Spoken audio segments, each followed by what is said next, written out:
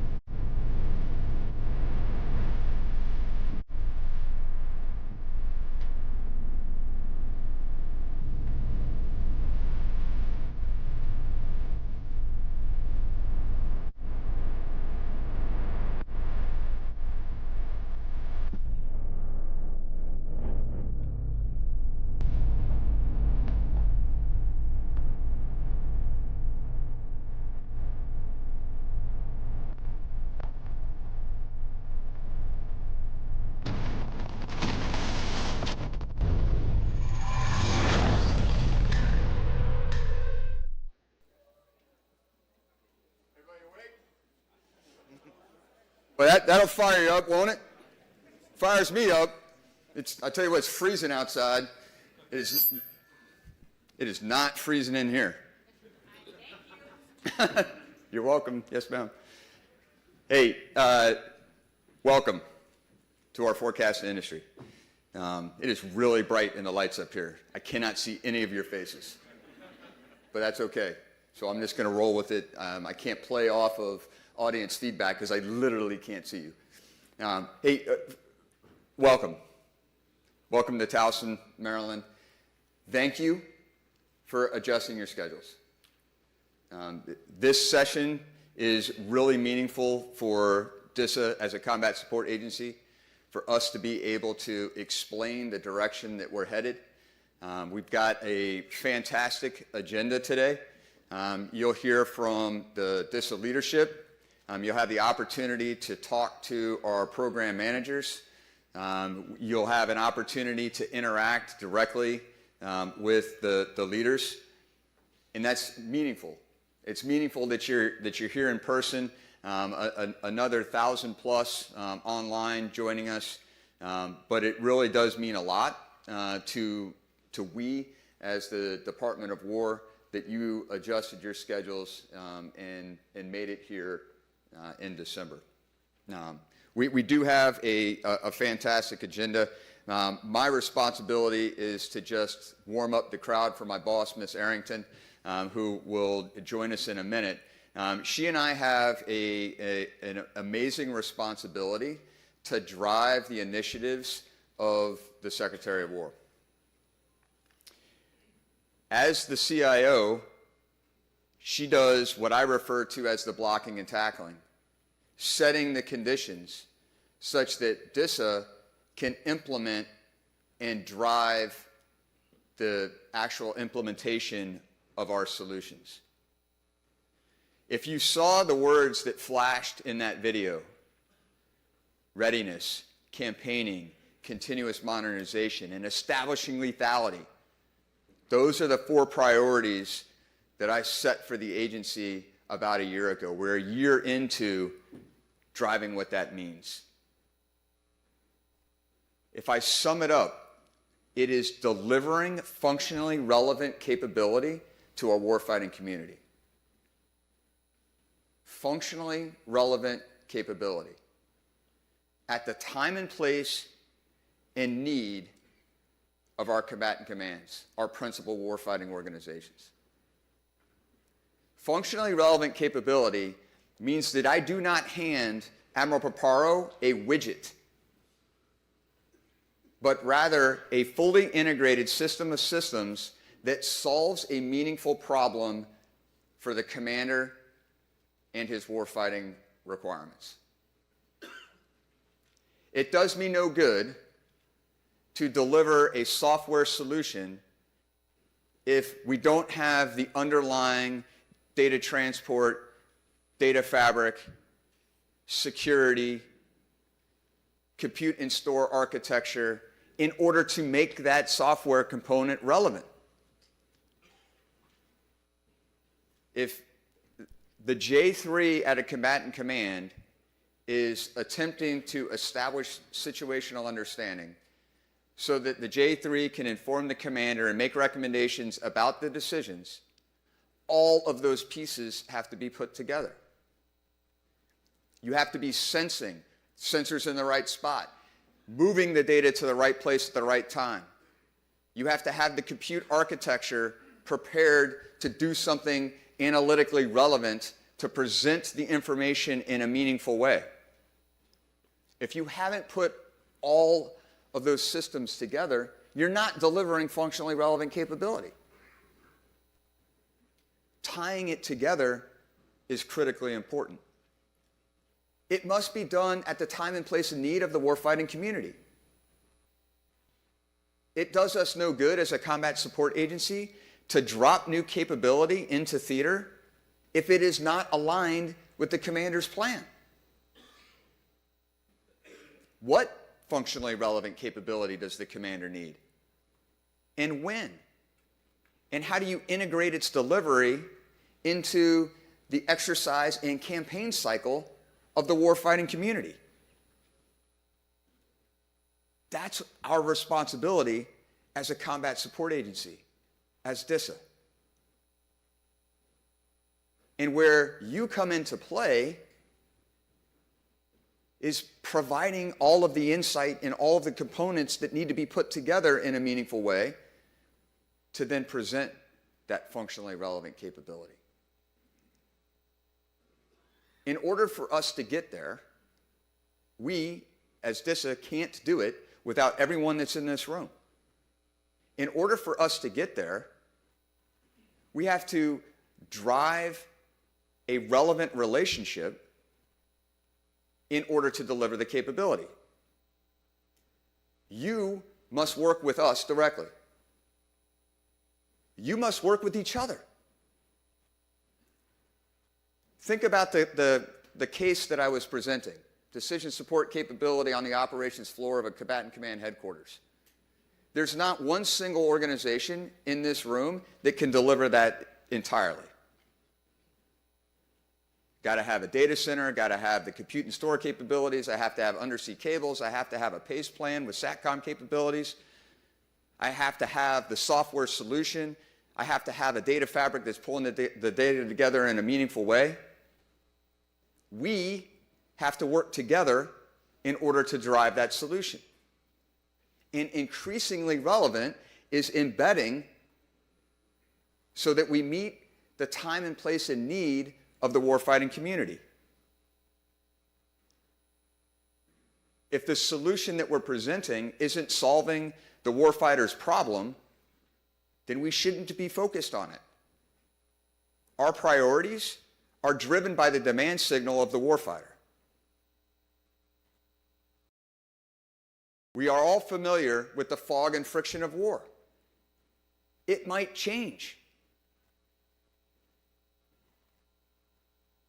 The means by which we deliver that functionally relevant capability in a time of continuous modernization when the enemy has a vote is by working together. When we're in the same foxhole, the improvements that we're making are directly tied to one another, to our mutual benefit. But it requires us to overcome the friction, you with each other, and certainly alongside DISA as the combat support agency. If it is an inherently joint partner or enterprise scale capability, then it's our responsibility as DISA to present it to the Department of War. And that requires DISA to integrate the solutions that each one of you provide and present.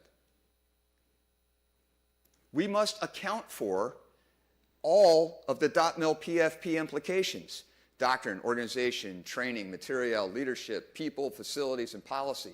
There's a reason why that horrible acronym exists. Because it helps us think comprehensively about all of the challenges at once. It does us no good to present that functionally relevant capability if we don't have trained users that know how to put it into action. If we haven't thought about the organizational construct necessary to secure, operate, and defend that capability. Where are we going to drop it? Do we have the facility? When was the last time that the fiber cables inside of the building were upgraded? Well, can they handle the bandwidth requirements? All of these questions have to be integrated together so that we account for a fully burdened cost of delivering the functionally relevant capability, and that as we drop it into the time and place of execution of a combatant command, that it is fully integrated, not just moving data, but users that are operating it alongside the warfighting requirement. That's the mindset. But we as DISA will never get there without working directly with you. But the mindset, our collective mindset, must be deliver functionally relevant capability to the combatant command. Not exclusively combatant command, but they're the principal warfighting organizations of the Secretary of War and Department of War's requirements. That's where we're prioritized. That's where we're focused. So help us get there.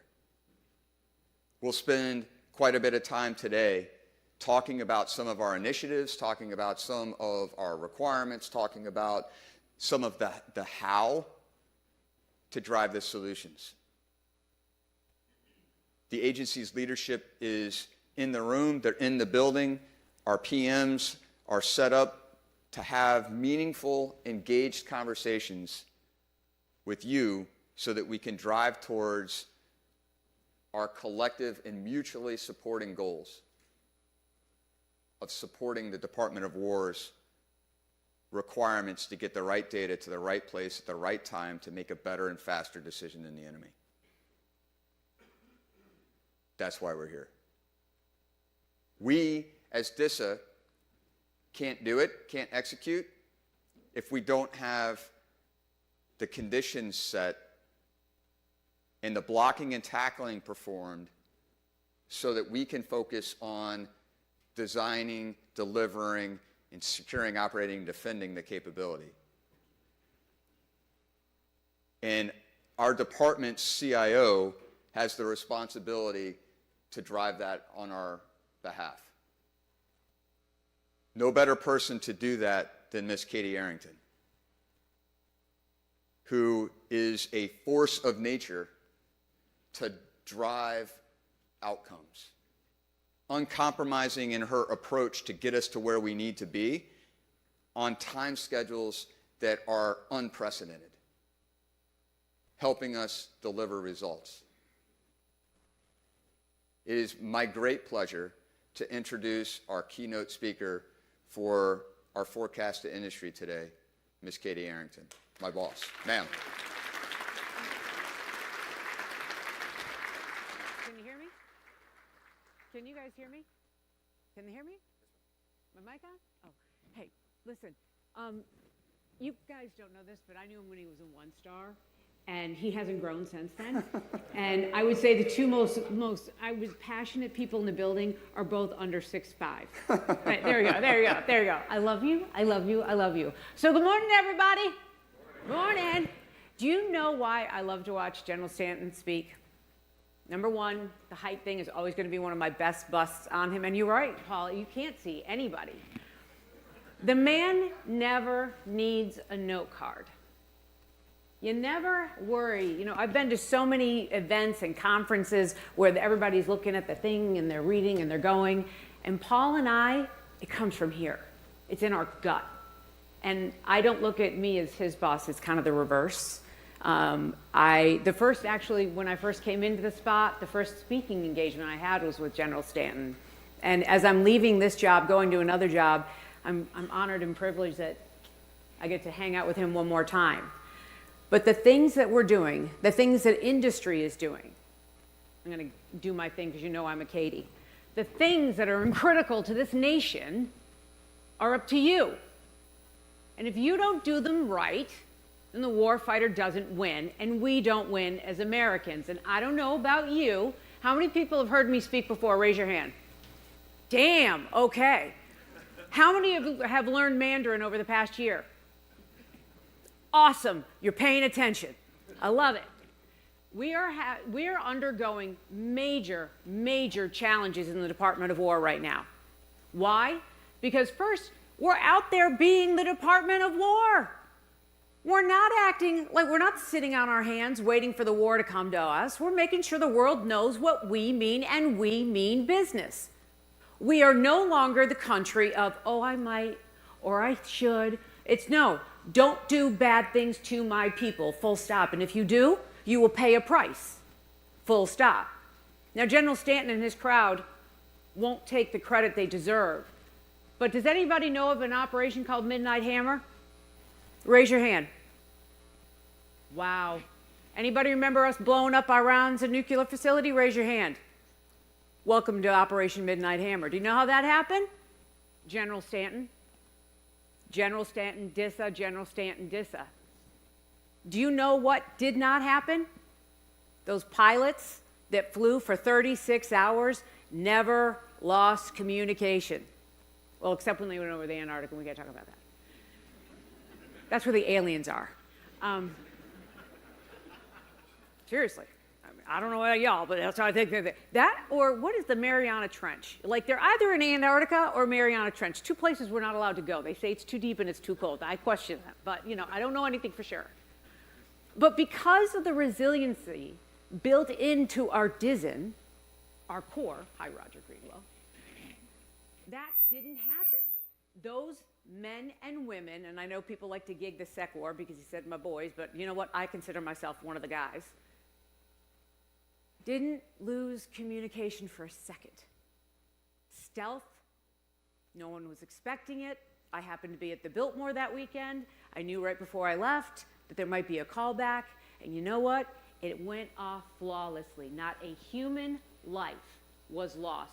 But yet we were able to render quite potentially the world's worst offender in nuclear weapons inert with 12 bombs.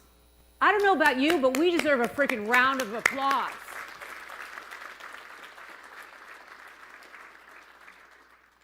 We're taking the cartels on. They're terrorists. They want to kill Americans. They love fentanyl. I love what we're doing. Israel and Iran, making peace. We'll see about Ukraine and Russia. But we're doing this all at a pace because the world cannot work at the pace of bureaucracy. It does not work at the pace of bureaucracy. Thank gosh, we're in a department now that moves at the speed of relevance. Because you know what, the warfighter, they don't have that option. They're there. And thank you to everyone in this audience who served or in uniform. We owe, so off to serve we go. So Paul and I have been working, poor Roger Greenwell, I spend more time, well, actually Roger spends more time with Dave McHugh, the CISO, trying to keep up with what Paul and Katie asked for. Because we ask a lot. Mission Network as a Service. Has anybody heard of it? Raise your hand. I stole that phrase from a conference in NATO. I take, you know, I'm one of those truth to fiction people. I never pretend like I know more or I do more than I do. I was at NATO, and when you go and you're the representative at NATO, you are representing, what is it, like 23 countries follow our lead? 32. Thanks, Paul. The numbers reversed. So I'm there representing the United States. And when I make a vote, I vote for 23 other countries. And we were talking, and you know, General Stanton brought up Admiral Paparo, to which I think is one of my favorite combatant commanders of all time, because he doesn't let complacency be the word of the day. He has been on General Stanton and I to figure something out. And in fact, I will say, Paul, one of the things I take is Admiral Paparo calling you and I out in that email as visionary leaders. Because everyone in the department is like, no, you cannot make one network work for everybody. With Paul Stanton's brain, tenacity, and drive, and the technical aptitude that he has brought to this organization, along with the employees of DISA, we are making it happen. We are doing in less than 1 year what it has taken over 15 years in the building to create. One secret fabric in Indo-PACOM and collapsing all the disparate extra ones there. Why? So when General Paparo needs to say strike, he doesn't need to pick up and make 17 phone calls or log into 17 email sites to say strike. You don't get there in the time frame. We're going for our live fire in what, the end of February? Yeah. That doesn't happen overnight. Between Paul and I, we figured out how to grab a hold of Navy funds and ride the multi-partner environment and change a culture because it demands it. Yes, we're doing CMMC. That, anybody in the room that didn't believe it was going to happen, ha ha, joke's on you. I don't give up. People that think SWIFT wouldn't happen, ha ha, joke's on you. If it wasn't for the furlough, that would have gone live in beginning of November, so look in early January. Software fast track, so you can ingest software and we can get it approved in days, not months and years. Making sure that we have a baseline called EMAS that can make sure that if an ATO is granted, then an ATO is reciprocated. We have the software assurance playbook. If anybody doesn't know about that one, it's when software has vulnerabilities, we work through them to remediate them. Blowing up the RMF, we're already starting to do it using continuous monitoring, the 10 tenets of what it needs to be. And we've done that I came in March. It's December. So anybody here that doesn't think change can happen, it can and will, but only if you have the desire to make it so. My mother, God rest her soul, and my father, God rest his soul, in case you can't tell, if psychological analysis, I'm the middle child. I strive for attention. Mom and Dad loved me, but apparently not enough. But we had 3 girls, all right, Connie, Debbie, and Katie. The IEs were a thing for my mother. The Kardashians have a K. Mine were the IEs. I don't understand it. But Mom would come to us girls, and I think it really did impact me more than I realized. She said, if you come to me with a problem without a solution, you're whining, and I don't tolerate whiners. And anybody in my office that comes to me with a problem without a solution, you're a whiner, and you're automatically 86th. Because the most brilliant minds in the world are in this room and working at the Department of War. There isn't anything we can't fix, right? And my husband has this analogy, time and or money can fix anything. And the longer I live, and by the way, I turned 55, don't I look fantastic on Saturday? Yeah, I do, thank you. My plastic surgeon appreciates all the Botox. I had my 4 grandkids with me all weekend long. My husband thought it would be the best birthday present to let me spend a weekend with 4 kids, 2 8-year-old boys, 2 7-year-old girls. Yeah. And I'm the grandma who does it all. Like Friday night did the Christmas festival, Saturday went to the Gaylord. Don't do that. Oh my gosh, 6,000 people and children. It's worse than Disneyland on crack on a hot day. Then we went to the Polar Express. I'm driving through parts of Baltimore, and my grandkids are like, this is pretty sketchy, honey. I'm like, yeah, it is, bro. And then did the Nutcracker yesterday afternoon. So when there's a will, there's a way. At 55 years old, somehow I managed to get up, make breakfast for these crazy fools, keep them fed, no one died, no one got injured, and they all had a wonderful time. And we did Sunday. We went to church. Where there is a will, there is a way. And nothing should impede you from that. Because you live in the United States of America. You are blessed to work in the United States of America. And if you don't realize that, Canada's always open. And find your happy little selves to go on up there. But if you don't take what and what General Stanton said about decision space, and I was talking to a bunch of kids, they were looking to join the Department of War from one of the colleges. And I said, one of the greatest things you might do, you'll never know. Anybody here ever see The Dynamite House, that movie? Okay, it's on Netflix. If you haven't seen it, watch it. It's kind of sort of true, but kind of not true. But there's a thing where this sergeant is looking. She's like, did I do everything right? Did I do everything right? I'm going to give you, sorry if you didn't watch it, plot flaw. We don't intercept the nuke. And the sergeant I related to, because, and the lieutenant, did we do everything right? Did we do everything right? If you, in your job, can give 8 seconds more of decision space, 8 seconds, you may not realize it, but that 8 seconds is going to save a life somewhere along the line. And if you don't do your utmost best every day to give 8 seconds, and know that you are part of it. I love when people say, oh, I work at so-and-so, and I worked at Booz Allen, there's the chip, still in my head. I didn't make a difference. The hell I didn't. I won more contracts for Booz Allen in the 90s than I even cared to discuss, and then I went on to another company, a small business, and won more contracting. I mean, I know how to write a good proposal. Why? Because I'm passionate about what I do. I get up every morning and I thank God, yes, I thank God, that I'm in a place where I can do something awesome.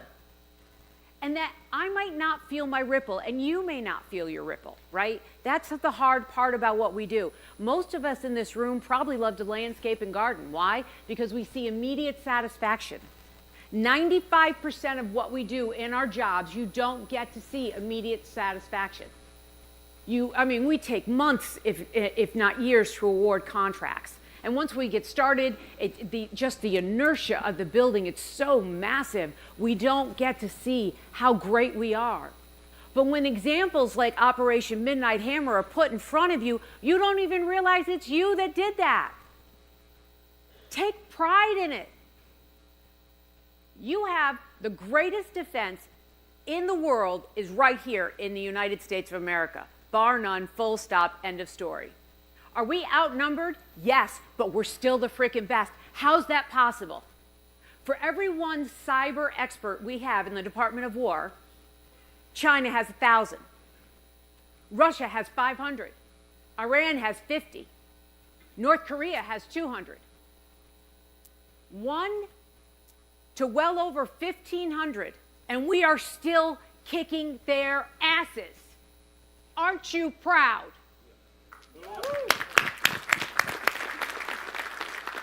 And you know why we are? It's not because of me, and it is not because of General Stanton. Because it's a we thing. It's a us thing. Without you out there in industry doing and helping us in the building, we get nowhere. There's no DIB without DOW. There's no DOW without the DIB. And I commend the DISA leadership that's here today to engage.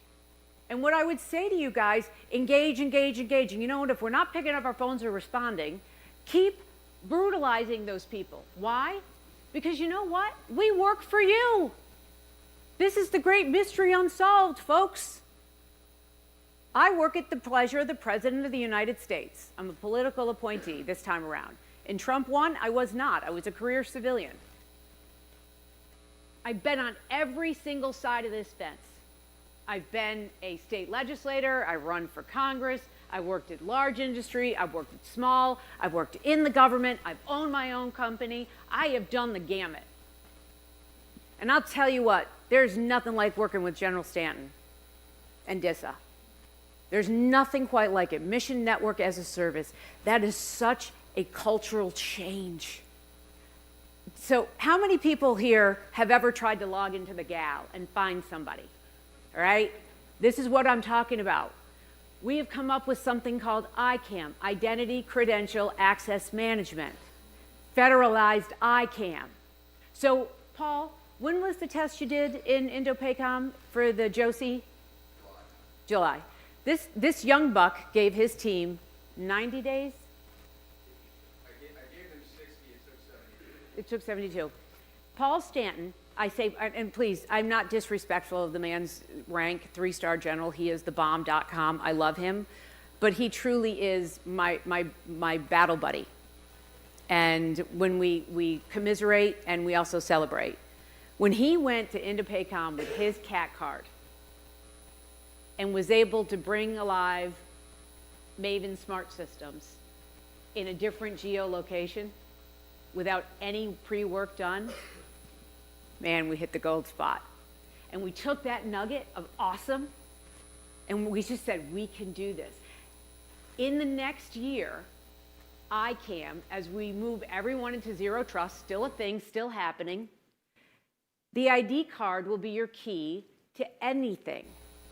We don't care about your geographical location or what network you're on. It's the identity credential access management that matters.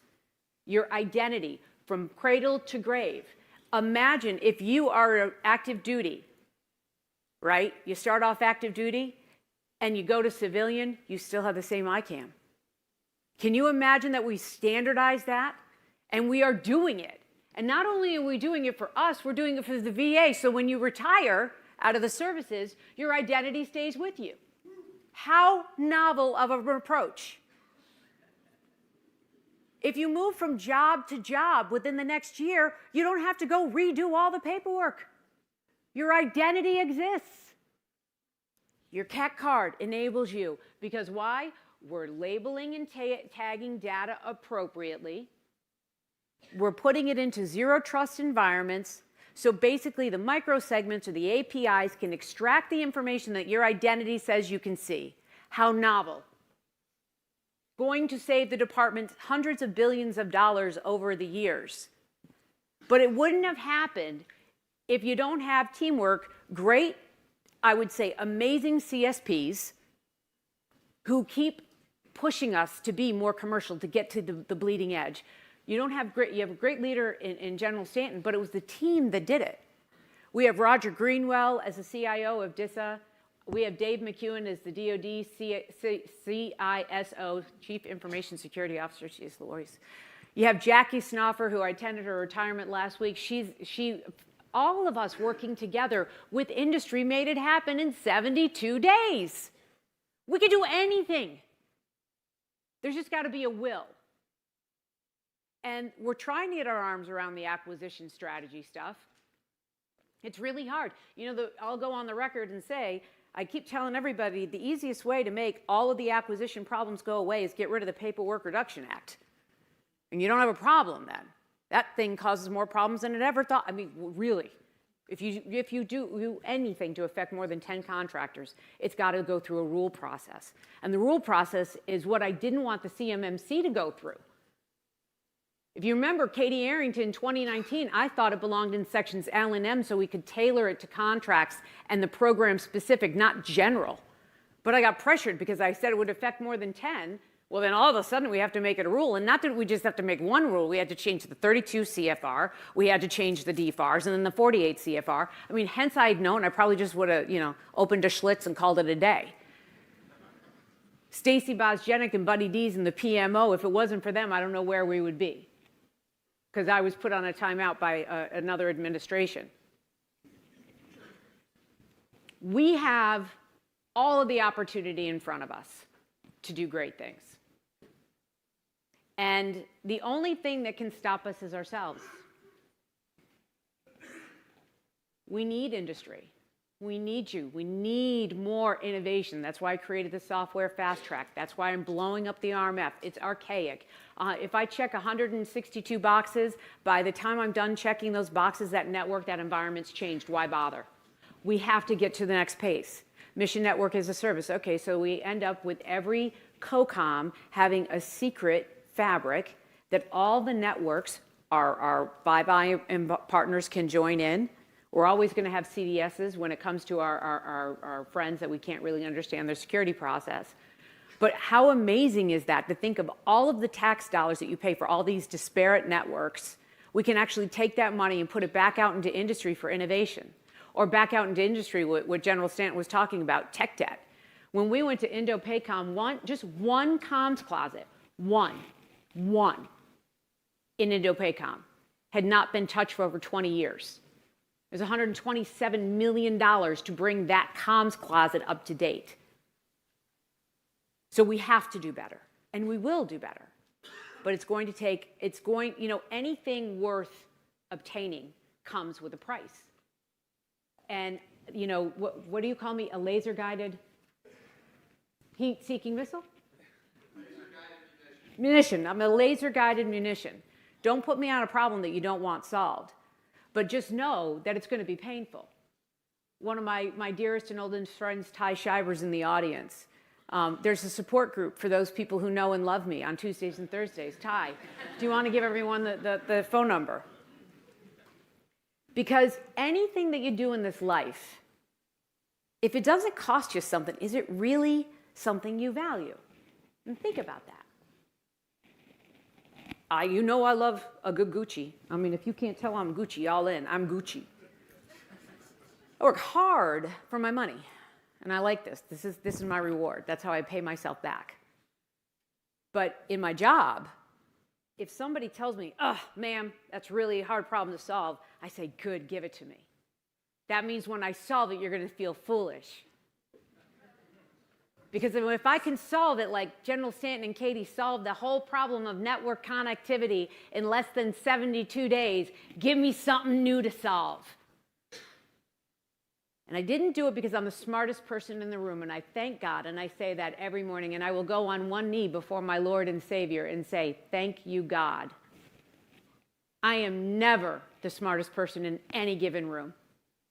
And I keep that mindset every single day of my life, except for my children, to whom which I remind them every day I know more than you will. And they remind me every day I'm wrong. But we have this opportunity right now, this great opportunity to seize on some really huge momentum. But if I get the naysayers from the audience, right? The people in the CMMC that drug their feet, it's so painful, it's so hard. You know what? It was the fear that was holding you back. Don't let fear get in the way of your success. You're gonna make mistakes. Everybody, say it together. We're going to make mistakes. And you know what? The faster I make them, the faster recovery time, the more risk reduction I can add to it, the more risks I want to take. Don't hold us back by the, it's going to cost, or it's going to break, How about we just lean in? It's software. If it doesn't work, I take it out. How about we just say, you know what, there's a risk level that I'm going to have to accept. 80% of a solution is what I'm good to go with. And you know what the 20%? Because nothing in life you ever do you have 100% guarantee. But yet in our industry, we think if it's not 100%, that if we haven't put it through every test and it has passed every test, then it isn't a good thing. That's crazy. How many people have heard the spitball analogy? Oh, good. Okay. Here we go. In one corner of the room, you've got the adversaries. Okay? There's 30 of them over there. In this corner of the room, you got the allies. There's 30 of us here. Then Sweden, because they're always in moderators, they come out, and they're like, listen, you have 1 hour. The most spitballs on the wall wins. You don't even hear the adversaries. They break. They don't talk to anybody. They go, and they are just going out on their own. And within seconds, you start seeing crap, literal crap, flying on the wall. And that does not stop. They don't care where they're resourcing their water and their paper products. They don't care. Their thing is the most wins.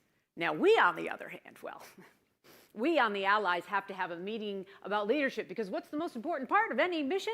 The leadership. Okay, so we spend 15 minutes arguing about who's going to be leading it. And then when we figure out who's going to lead it, then we have to discuss who's going to lead what part of it. Because you know what, you can't lead the whole thing, right? Because that wouldn't be fair. So what part do I get? And we argue and we debate, and at the 20-minute mark, we figured out who's going to be in charge of what thing, right? Then we all have to say, well, who's going to pay for it? And then suddenly the room goes quiet, and for 5 minutes, nobody's talking. Okay, not a word. Meanwhile, the adversaries are out taking diapers off of children, okay? Because that's pulpus, it's paper. And they're putting it in, their water, blood, they don't care. They're chucking it at the wall. It looks like a crime scene, but the wall is filling up. At this 30-minute mark, we decide, oh, wait a minute. Are we acquiring the water from a clean water source that isn't offensive to anyone else? Well, let's make sure we research that. At the 40-minute mark, we go, wait, the wood. Oh, what? Is it affecting a rainforest somewhere? Is it the right type of wood? And at the 45-minute mark, meanwhile, the wall is now just completely covered. There's 2 elections, and we have to pause for 5 minutes while the new elected people in the Allied environment decide that they want to continue on with this effort in this war game. At the 50-minute mark, some scientist out of nowhere who's been sitting back opining this entire time says, well, you haven't even talked about the viscosity or the trajectory. And what about tempest? We don't want emissions or emanations coming off of this. We don't want them to see it coming. 55-minute, we're ready, right? We've tested. We think we're going to get there. And what happens? Some country runs out of money. And we wait until the 59th minute to launch. Now, mind you, we launched the most perfect spitball the world has ever known. That spitball launches and goes exactly on the wall where we predicted it to go with the right level of impact, and it is going to be on that wall for the rest of time, come hell or high water. And the allies are just high-fiving. They're like, yeah, we win, woo, all the way down, yeah. And then they go, adversaries win. And we're standing there, we're like, what do you mean the adversaries win? We did it we took out all the risk. It was perfect. Look at it, it's beautiful. How could you miss this beautiful? We should frame it. Hell with the Mona Lisa, move that to the Louvre. Well, we said the most, and we lost. That is what we're against, ourselves. We win wars. It's when we don't fight together as a nation, as a Department of War, that we will lose. And I love when General Stanton talks about the COCOMs, because I really believe the Goldwater Nichols was the best and worst thing that ever happened to the Department of War. Thing one, it gave the services Title 10 authority, which God bless them. God bless them. But it made these combatant commands the ultimate customer. And if we're not developing a need or a capability that satisfies their need, what are you doing it for? And that's what General Stanton came to me with we were doing these MPE environments, multi-partner environments. He's like, yeah, but how does that solve the COCOM's problem? And we've got to look at that. Everything we do has to solve a problem. And we've got to do it with a little bit of risk. And understand that.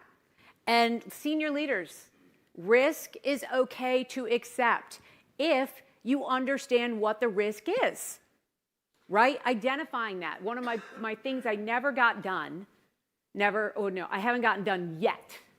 Never say never in Katie Arrington land, the third husband, just so you know. Is a cyber scorecard or a real-time dashboard for a combatant command to look at all of the known cyber and real world that exists in the real time, right? That's my dream. And I will get there. I just keep getting, like ADD moved off onto other things. Industry has the momentum. We have been given the largest budget we've ever been given in the Department of War. Yes, we're trying to find better ways to contract. Yes, that's going to hurt some of you in some way. But I will say there are going to be a lot more newer companies coming into our playground than we've ever had before. Competition drives innovation. More competition, the better. And that there's a place for every one of you in our home. It's just how do we fit? And we get you there. And this last thing is never give up. If I might be a laser targeted missile, right? But I never give up. I get down. Don't get me wrong. There are days Katie Arrington cries herself to sleep. But I do this, and I hope that I could give you all the contract numbers and awards and whatnot. Just know this: if you do the right thing, the hard right thing every day, and you do it from a place of, will this make my country better, safer, and more secure? Then do it. Because if not you, then who? Everybody in the world thinks there's somebody else that's going to take care of that. And that's not the truth. And we've become very complacent in that. We think, you know, if my cell phone goes down, the internet goes down, somebody will take care of that. You guys are the ones taking care of that. The contractors that work with DISA, DISA itself. And just know that every one of you has, and I'm on till 9, right? I can talk till 9? Okay. I'm going to say this, and I appreciate that we've brought some things back. And if I offend you, then shame on you. It's not me, it's you. In this grand scheme of this whole crazy world that we live in, you were created for this exact moment in time, to be in this room, to hear me speak. Imagine throughout the billions of people that have lived on this planet, in the times that they lived here, you were selected to live right now. There's a reason for it. And how lucky we are to be alive in the greatest country that has ever lived, at one of the most incredible times the Department of War has ever had. Because we're really not about war. We're about peace. And peace through strength is the only way you're going to get there. Why doesn't peace through prosperity work? Because if I give you $1 today to be nice and play well with others, I will need $2 tomorrow. So that doesn't work. And peace through economics, yes and no. It depends on what kind of economy. We told Iran, we will pay you not to build nuclear weapons, so they just built them underground. Did that really work out well for us? No. Honestly, on this one, guys, I will tell you this. Watch the movies, because they tell us everything. Do you all remember the summer of 2018, Top Gun Maverick came out? What was that movie about?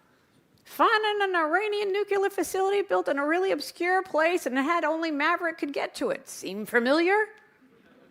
I don't know about y'all, but I was a little bit watching the movie like, ooh, how'd they find that out? And did everyone love the chairman? Diabolical. I love Dan Kane. I've known Dan Kane as long as I've known General Stanton, and I just love his diabolical. That speech was one of the best military speeches of all time. And if you have not watched the Secretary of War and the chairman talking about Operation Midnight Hammer, you are missing out on one of the most epic 45 minutes of U.S. history. It was brilliant, although the chairman did talk about DISA, and that's something we're not supposed to talk about, Defense Threat Reduction Agency, but you know, all fair and love and war. Not that he can't speak about it, we just don't like to talk about it. That's how good we are. I mean, think about that. Did any of you realize for 20 years, all right, since Obama, it was Obama that gave the money to Iran to not build a, so think about that. Since Obama, we've had 2 wackadoodle dudes in DISA knowing that they were going to build these weapons underground, and they have been tracking and watching and creating a pace plan for it. How insane is that? Think about it. And Dan Kane, the chairman, said, and that's not the only site. He's right. We're the best country in the world. And our objective is, if we're stronger, better every single day as a whole, the world takes a breath and goes, oh. And I don't know about you all right now. I think the world needs a lot is going on. A lot. And the more that we're able to project that we are a beacon on the hill of light for democracy, that humans, life, mean something, that we respect each other, and that we want countries to have ideological differences in us, but let them stay in their countries, don't infuse into mine, right? I love my country. I'll die for the right for you to say whatever you want to say about me.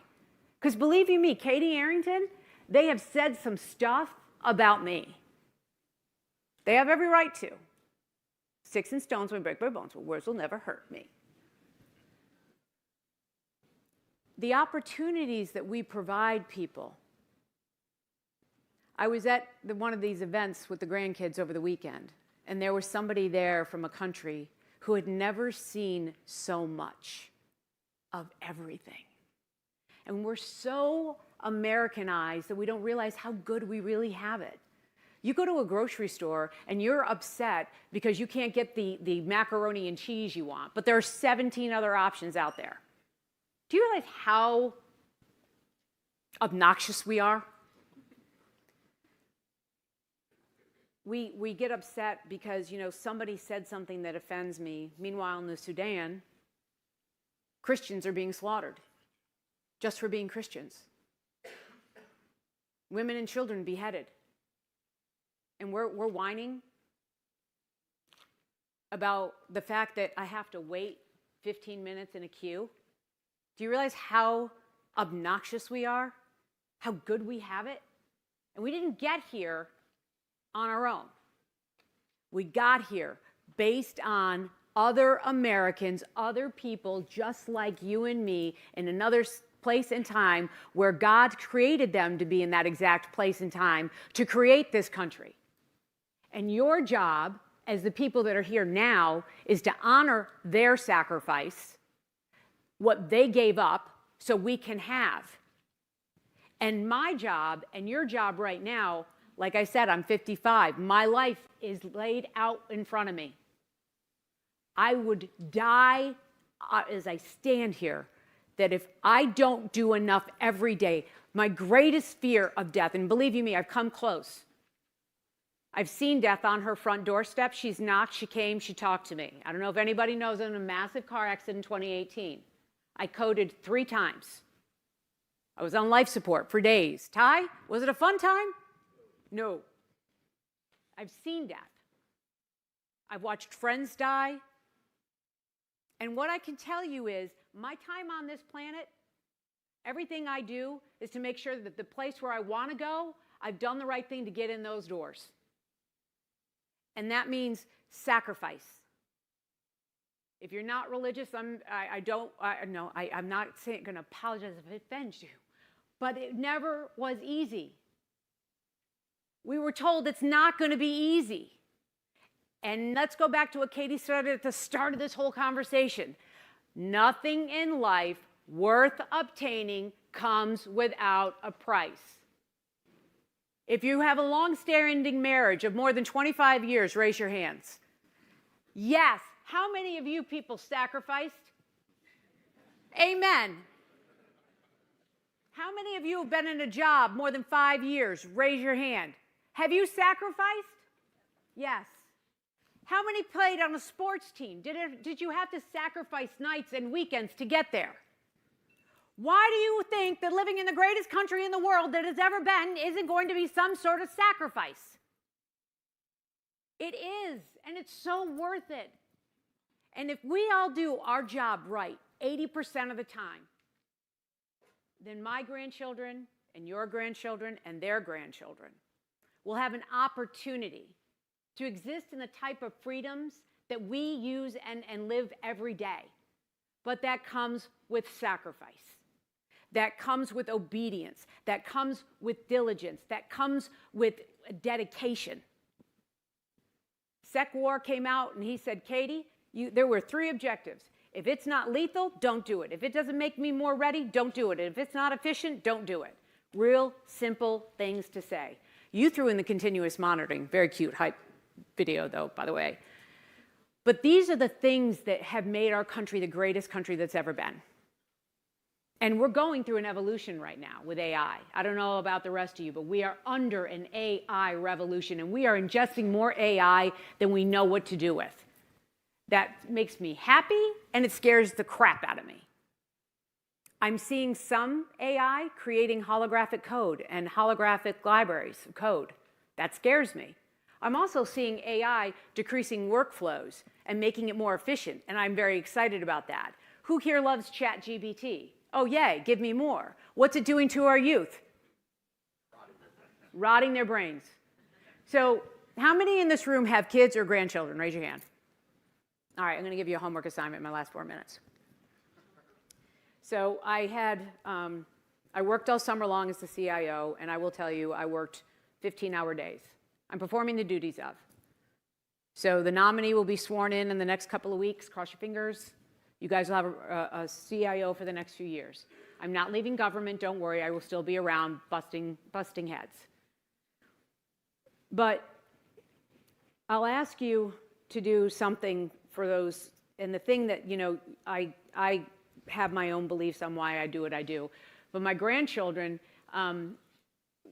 we were noticing some challenges in the kids, all of them. So both of my daughters came together and they said, you know what we're going to do the summer of the 90s? No electronics for our kids. I beg of you, take them away. Take the electronics away. Let them learn critical thinking. Because if they don't learn critical thinking, they will never know how to make technology work for them. They will always work for technology. And we need our kids to learn early and often how to code, how technology works. But the greatest part, you know, I'm a Gen Xer. Everybody on Instagram, I'm still on Facebook. I'm one of the old people. On Instagram, I don't do TikTok, and I don't care who says. I just won't ever do TikTok. But I look at those Gen Xers, like, there was no time. Like, you went out in the morning and you didn't come home till the street light came on. We drank out of garden hoses. We did this, we did that.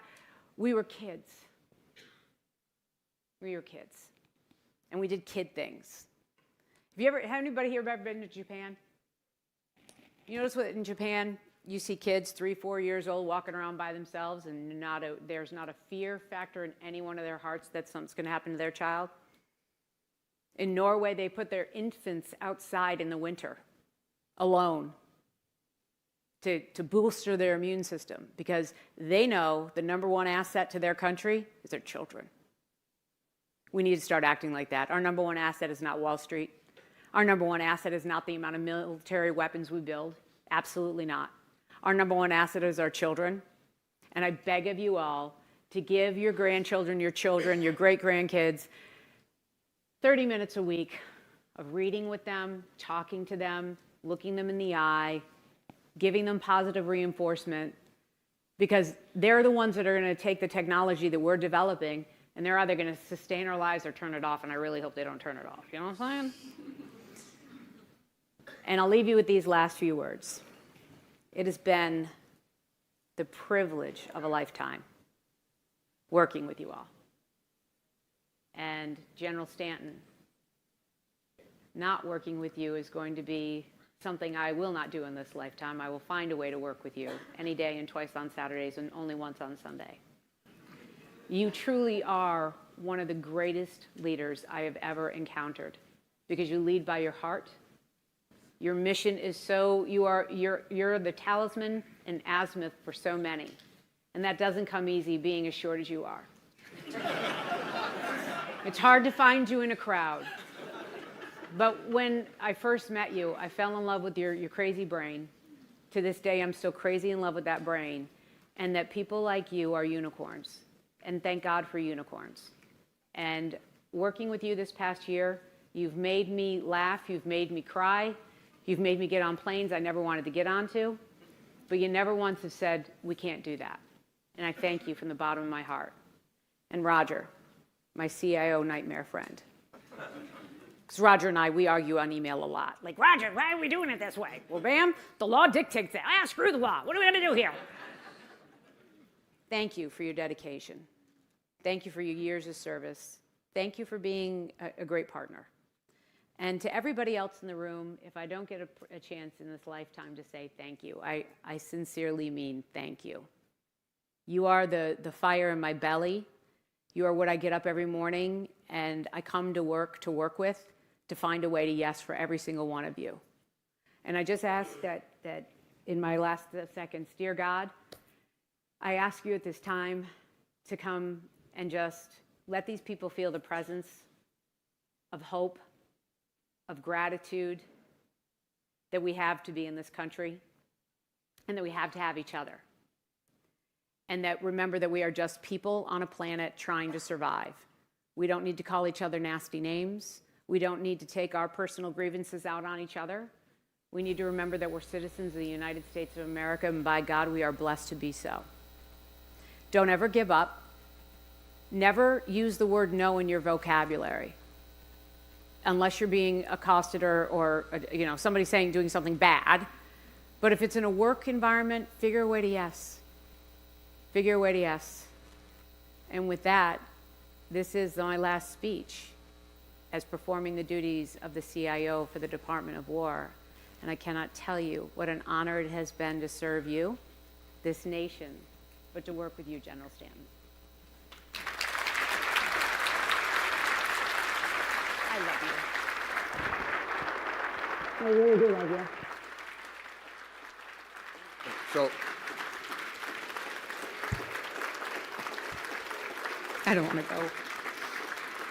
let the record show how much taller I am than her. Ma'am, thank you. Thank you for your investment in time. Time is the gift that you can never get back. And the fact that you drove all the way up here and are headed back to the building to do more great things for the department, thank you so much for your investment in time. Thank you so much for your partnership. Over the past 9 months, we have gotten a lot done. You are a laser-guided munition. We will point you onto another target, and we will make progress. On behalf of myself and the leadership at DISA, thank you, ma'am. Thank you. Thank you.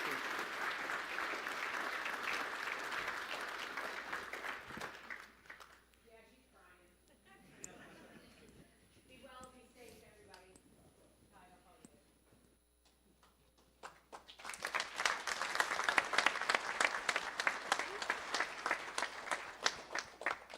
Thank you, Ms. Arrington.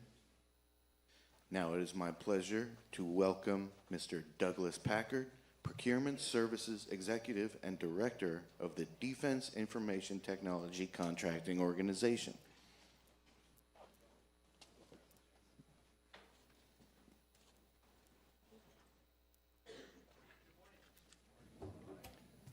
So last time I was up here last year, I made the comment that never follow an extraordinary speaker, and that was General Paul Stanton.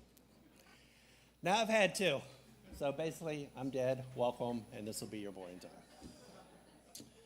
All right, that said, I'm actually pinch hitting. Our Deputy Director, Ms. Kelly, was not able to be with us suddenly this morning. So I'm going to pinch hit. So, and this is a pinch hit because I'm not prepared to open this event. However, I'm going to call this my cold opening like on Saturday Night Live. All right? Okay. First of all, it is cold, right? So where does our weather come from? Our weather y'all can hear me, right? Okay. So our weather comes from the west. So over to my left, I won't make them stand up, but I'll tell you to my left. We have a group that came in from Illinois, from the Ditko Scott. So if you see them, thank you, this is our cold weather. I'm just saying. See, they're clapping for themselves, I think. I think they're happy for it, right? All right. Hang on. Because I have a lot of administrative announcements I want to try to pull in here. One was to validate the parking, to make sure when there's a table there, validate your parking into the parking garage. Yes, those are still this year the most incredibly smallest parking spaces you've ever imagined. However, here's a really cool fun fact, I guess. If you go to the 5th floor, just go up on the elevator just for fun, right? There is like this Hyundai death yard of new vehicles up there. There's like 1,000 vehicles up there on the top 2 levels, kind of crazy. And there's a lot of dust and haze on top of it. So they've been up for a long time, so I don't know, it's kind of crazy. So I think the parking spaces are small because they need room for, I guess, all these Hyundais that someone's going to buy eventually. All right. So typically for our event, you cannot see when you're up here, but I'm not going to tell you to raise your hands. But if you want to raise your hands for each other, that's fine. I can't see you. But if you're new here, there's 3 parts to the program. The keynotes, which are phenomenal, as they always are. The strategy briefs up here on the stage with some acquisition opportunities and some program tables, and that also allows for networking. I would offer to you the strategies are interesting, but if you want to know a contract, which is your business development, that's kind of probably why you're here, right? The program tables are a godsend. Please use those, make the advantage of meet the seniors at the end of the day we'll have. Take advantage of the network and take advantage of the table. So again, we do this once a year. It's a lot of work. Post-furlough, we're able to find a date here at the hotel that was available on a Monday. So it all worked out well. So please make the best use of the time because it was something we didn't think we'd have a month and a half ago. So please make the best time that you can here.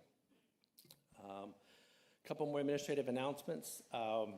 So at the end of the day on the agenda, there is a PSD briefing on conduct and opportunities. I can pinch hit, but I can't pinch hit that much, and our SME is unable to be here, unfortunately. So that last briefing will not occur. There will not be a PSD overview or conduct and overview. The comments I would have strategically, I'll make when Mr. Martin and I are up here in a moment here for our panel, our fireside chat rather, because we have a fireplace behind us. Let's see. So not the best day because the Ravens didn't win, so I didn't wear purple today. If you haven't seen Mr. Martin, he is not smiling. The Chiefs didn't win last night. But as he would tell you on Saturday Night Live, there's always the Bears who are questioning this year. They lost in the recent game, but as you know, the Bears are having a good year. Okay, so a quick segue to something else for me personally. So after many years of federal service, 35 plus, I'll leave it at that. So I'll retire in January of next year, about a month and a half away. A lot of time thinking of, as Ms. Arrington spoke, a lot of what I've been able to do over a lot of years has been a lot of work, a lot of time, a lot of hours. Did pretty well in college. I had to read the book twice and take notes twice. It didn't come naturally. I may work for 12 hours a day. I apologize to no one, even myself, that I do that, because maybe it takes a little bit longer. But I did that. Two things I'll say. If I ever, in my career in the department, not just DISA, not this event, ever within my career, ever said something or did something to someone who hurt them as a person, I hear publicly and will continue to apologize profusely. If I asked a contractor to work harder, to deliver quicker, to cut me a corner on cost, if I asked a civilian employee or a military employee to do a little bit more, give me 59 more minutes in the day, do a little bit harder, I am unapologetic if I did that. Someone's mother, father, son, daughter, cousin, relative, friend depends on what I think I did for 35 plus years of my life. I did all of DOD, and I would never do anything differently. Some things differently if I harm somebody, but I did it in my own free will. It was a great career. I've loved everything I've done. And I had someone tell me once, yeah, but on your tombstone, you wanted to say you did all that work. Hell yeah, I want my tombstone to say he was a great freaking civil servant. I could think of no better thing on my tombstone to say that. So if you can't say that, okay, we all have to, Ms. Arrington would say, you have to live what you have. It takes cost to get it. I did it. I did it at my own volition. I worked a lot of hours. I am proud of what I did, but I did it with a group of civil servants in a long career, phenomenal military that worked 24 hours a day. You in this audience, other context in my career, that gave it the all. So someone came home to see their mother, father, son, daughter, friend. And if you don't think it matters, let me just leave you with two words. It matters. That said, if you're wondering, didn't get the invite for retirement ceremony, this is it, because that's not me. I've had enough thank yous in 30 plus years. I don't need them on the last day. So there will not be any of those kind of events. But I just want to take a time to tell you, from me to you, thank you, because I have the microphone. You can't really stop me unless Anthony turns it off, right? Okay. So for the panel, for the fireside chat, Mr. Barnhurst is able to be here very unexpectedly this morning. So Jason and I will do this. So if Mr. Barnhurst was to ask you in good Saturday Night Live fashion, how was the fireside chat? How was forecast? As Joe Pesci would say, it was marvelous, right? Marvelous. Our evaluations are in, but they're not quite all signed off, so marvelous. Everything was marvelous, right? With all that said, and Jason, are you in the room somewhere? Back here, Doug. Okay, I can't see you, so good. All right, you ready to go, dude? We need a couple minutes to get set up. Okay, set up. And after that, as my cold opening, which I've never done until now, so live from Baltimore for our forecast industry, and I think, Tony, you're going to give us a little bit of legway into the fireside chat, sir? That is correct. We'll take a brief 5-minute recess while things get set up. All right, get your recess.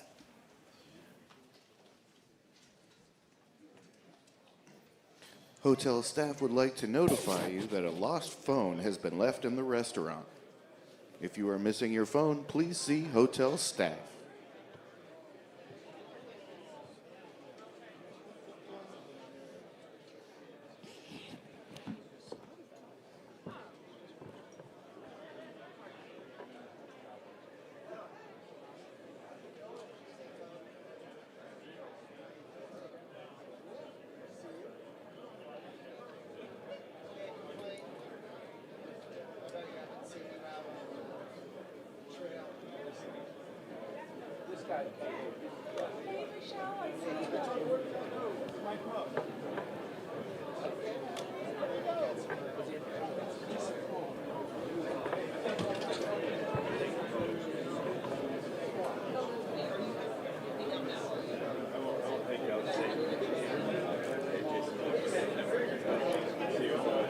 Once a year I get to see you here.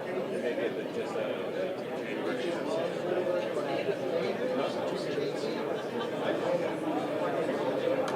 Where are you guys going? I was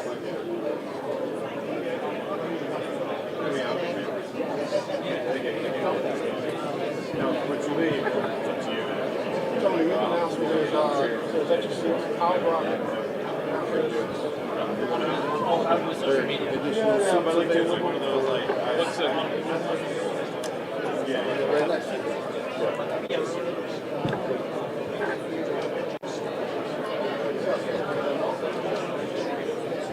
Oh, okay. I got a couple of guys that need to get mic'd up. What mics do you want to give them?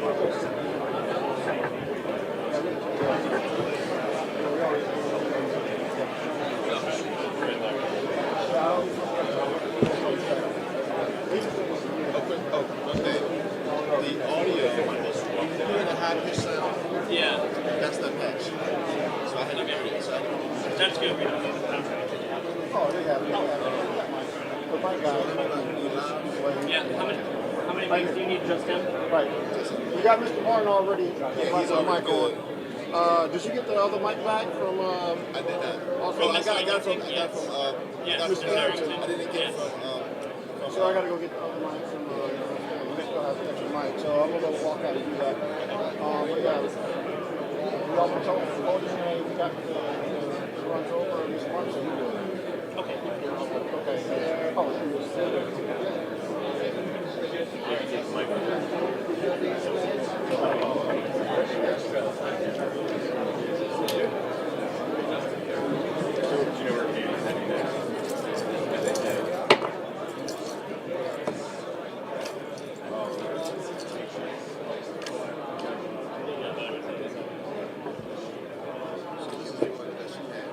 Yeah.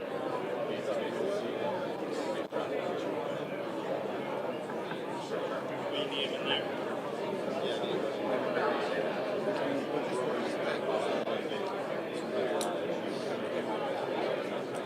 Go for the cable wire and mount. Right, here you go.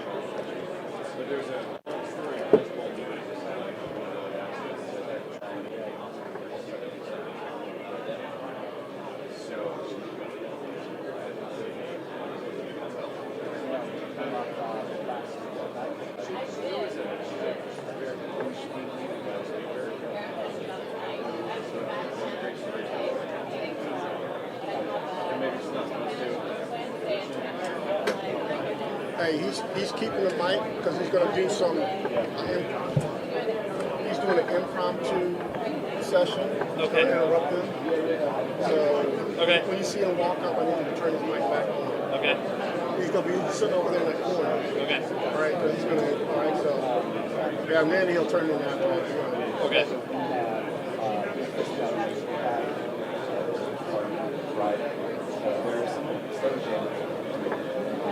So Devin, the link for General State is going to be Beverages.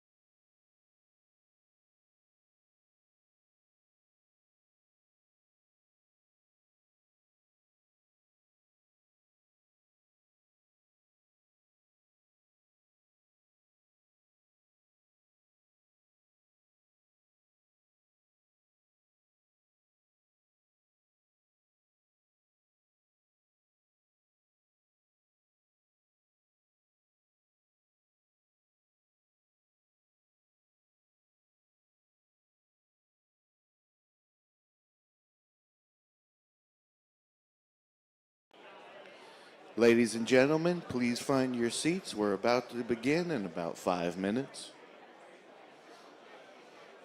I'd like to notify you plenty of seats are available. Please squeeze on in for you standers out there in the back.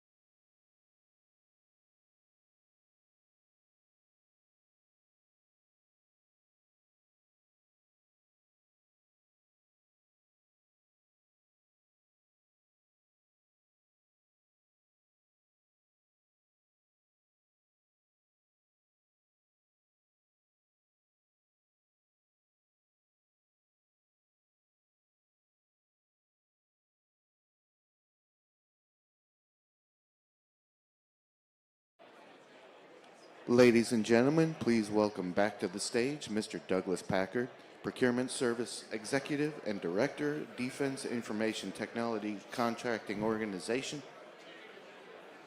All right, y'all ready? For our fireside chat. Fireside.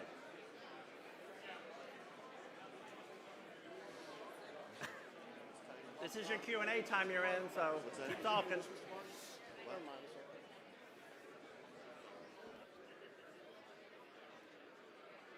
Whenever you're ready. I'd say go. Go ahead.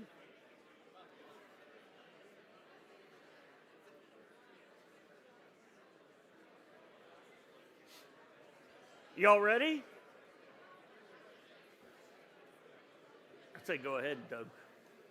Thanks for coming. It's all the Q&A. We're good to go, and lunch is served at noon. All right. This side's loud over here. Over to the left. Hey, left. We're good. We're ready to go. Okay. Right. Thank you. Thank you for being with us. Right. All right. So I'll kick it off. So Mr. Barnhurst is not here. So if he asked you, this was the best panel you ever had, right? Senior, we rocked it.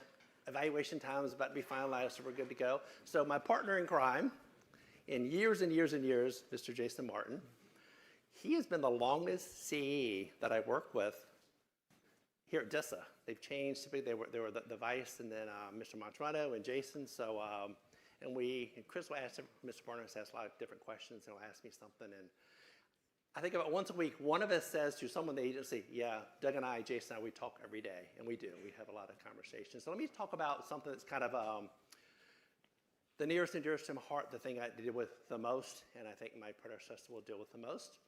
There is a Vice Procurement Services Executive selected reporting 15 December. His name is Mr. Brian Leda. He was the chief of DITCO Europe. He was my tech director for about 2 years.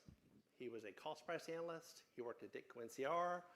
He's run offices. He's done policy at NASA, policy at the Department of Commerce in the trademark office. So someone very, very well seasoned is coming in. He has an industry background as well, with startups, with Fortune 1000 companies.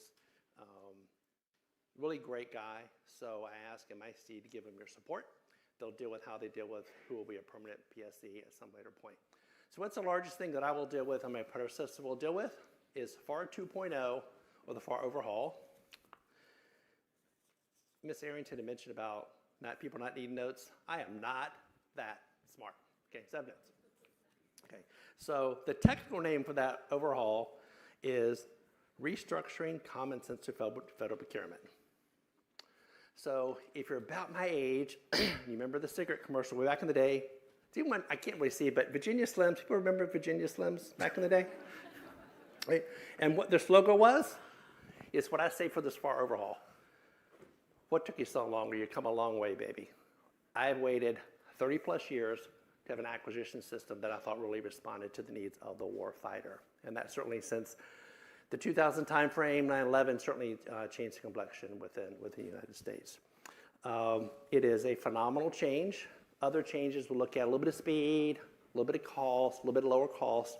This is more of a holistic look at how do we buy writ large. There's a lot more conversation Jason will have on that later from this chat. It's really pretty profound to go for speed as a priority. And we need speed. That statement, we need speed, does not come at the cost of, quality just went out the window. You may have an 80% solution. 80% needs to deliver something. Not put on a shelf, look at, we have 80%. Can't use that damn thing, but we got 80%.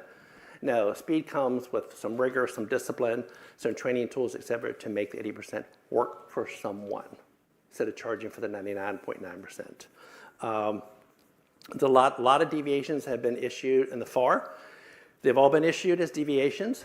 The defense FAR supplement will be issued 2 tranches.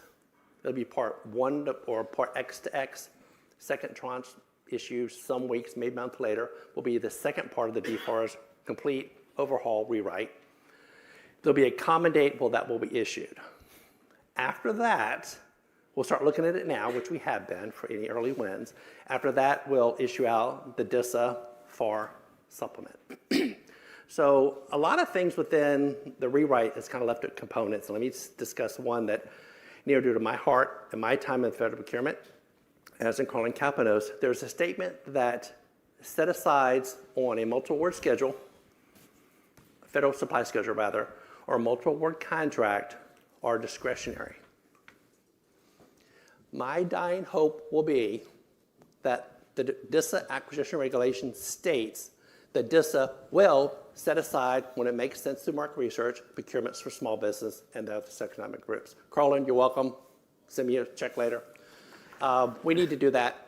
It is the right thing to do. From innovation, the startups, whatever, they are a small business. That's what innovation is coming from. You look at Ukraine, people are doing things in garages that would take the U.S. years to conduct in a big forum.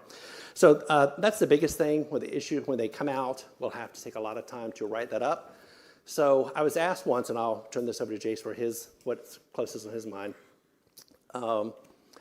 I was asked by a couple people, what's the biggest risk in all that rewrite and all that overhaul, whatever?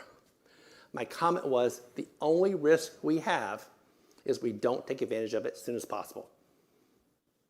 So I was advised that once it's all done out, this is issued, this is like in the summer time frame, by 30 September of 2025, we'll issue out a new acquisition regulation for DISA.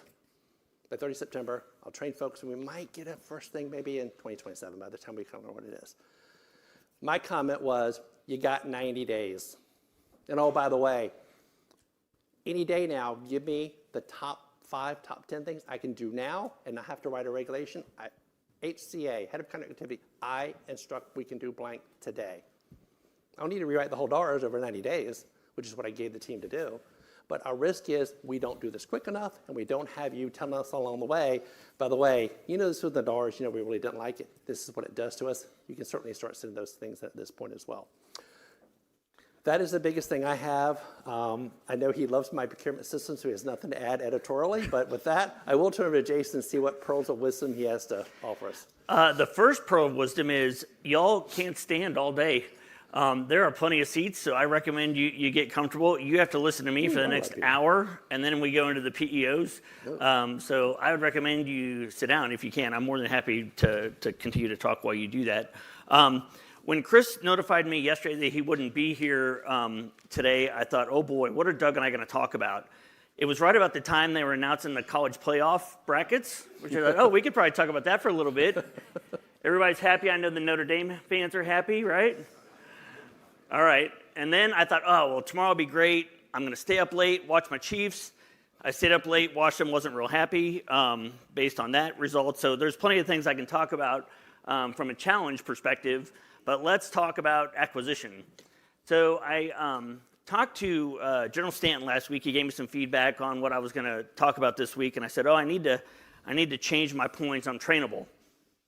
So he smiled, and then I leaned over to him when after he and Miss Arrington spoke, and I said, "Sir, I think I'm too trainable because you have both given my entire set of talking points for the day." So I'm gonna wiggle around that. So there's yet another challenge, but I think. We're in a good place, especially with support from these acquisition professionals around me here. But let's talk about what I perceive to be the biggest challenge right now. So as we move into this bold new world of integrating DISA capabilities, existing capabilities, and working with our coalition partners, how are we going to do that? We looked through the organization over the past couple of years. We've made some changes. I stood up here last year and talked about discipline and rigor. I think we've done a pretty good job of getting after that. I also think that's enabled us to deliver those integrated set of capabilities. And looking across the agency, I talked about cross-cutting technology, cross-cutting processes. We've effectively done that. But to the point Doug just made, and Ms. Arrington and General Stanton, 80%'s okay as long as we learn and continue to infuse that technology and are agile about it, right? We say fail quickly, fail fast, whatever the case may be. I'd like to think we're in a better place than that because we did see it happen in 72 days. Are we really thinking from a system of system perspective? So I've got call to action notes that I'll talk to you about in this forum and then a little bit later.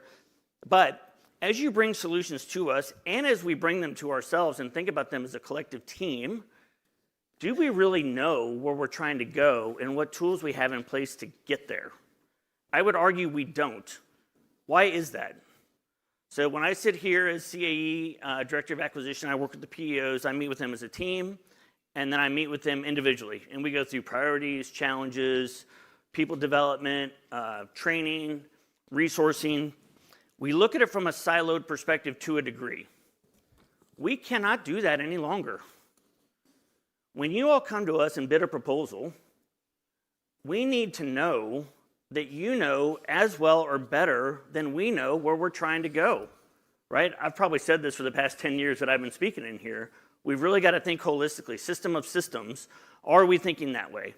I would argue that many of you have experience within DISA, across the Department of War, and even commercial industry that would help us think and plan better.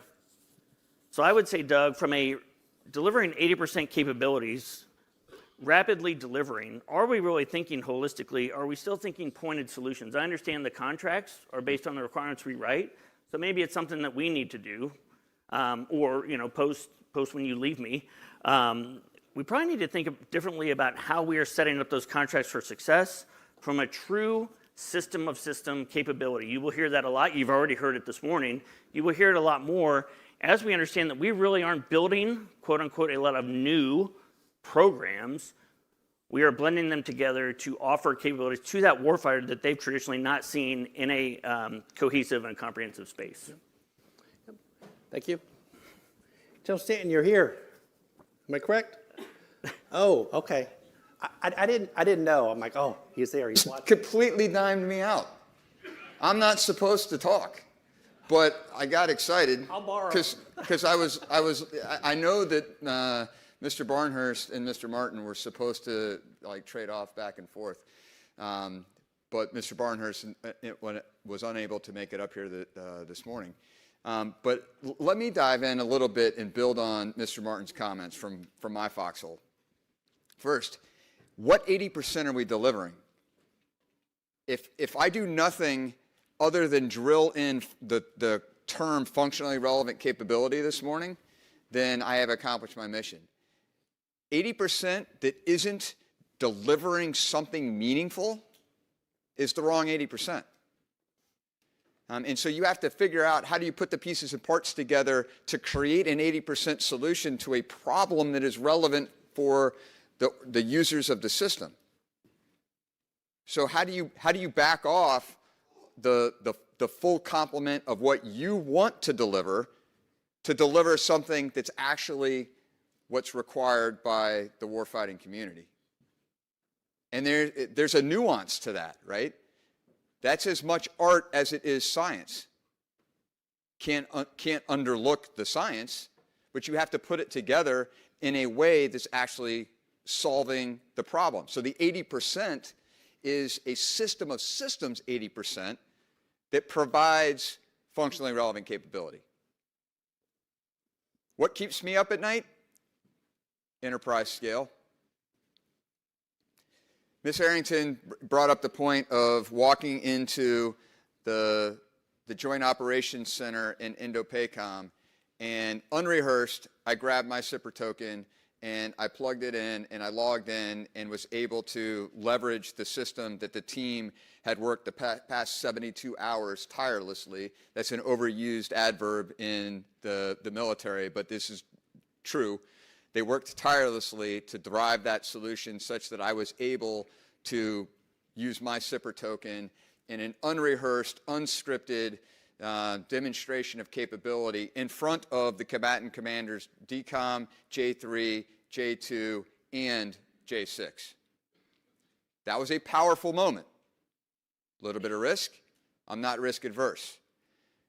But now how do we get that solution into the rest of the global theater? This next fight, God forbid if it happens, will be a global fight.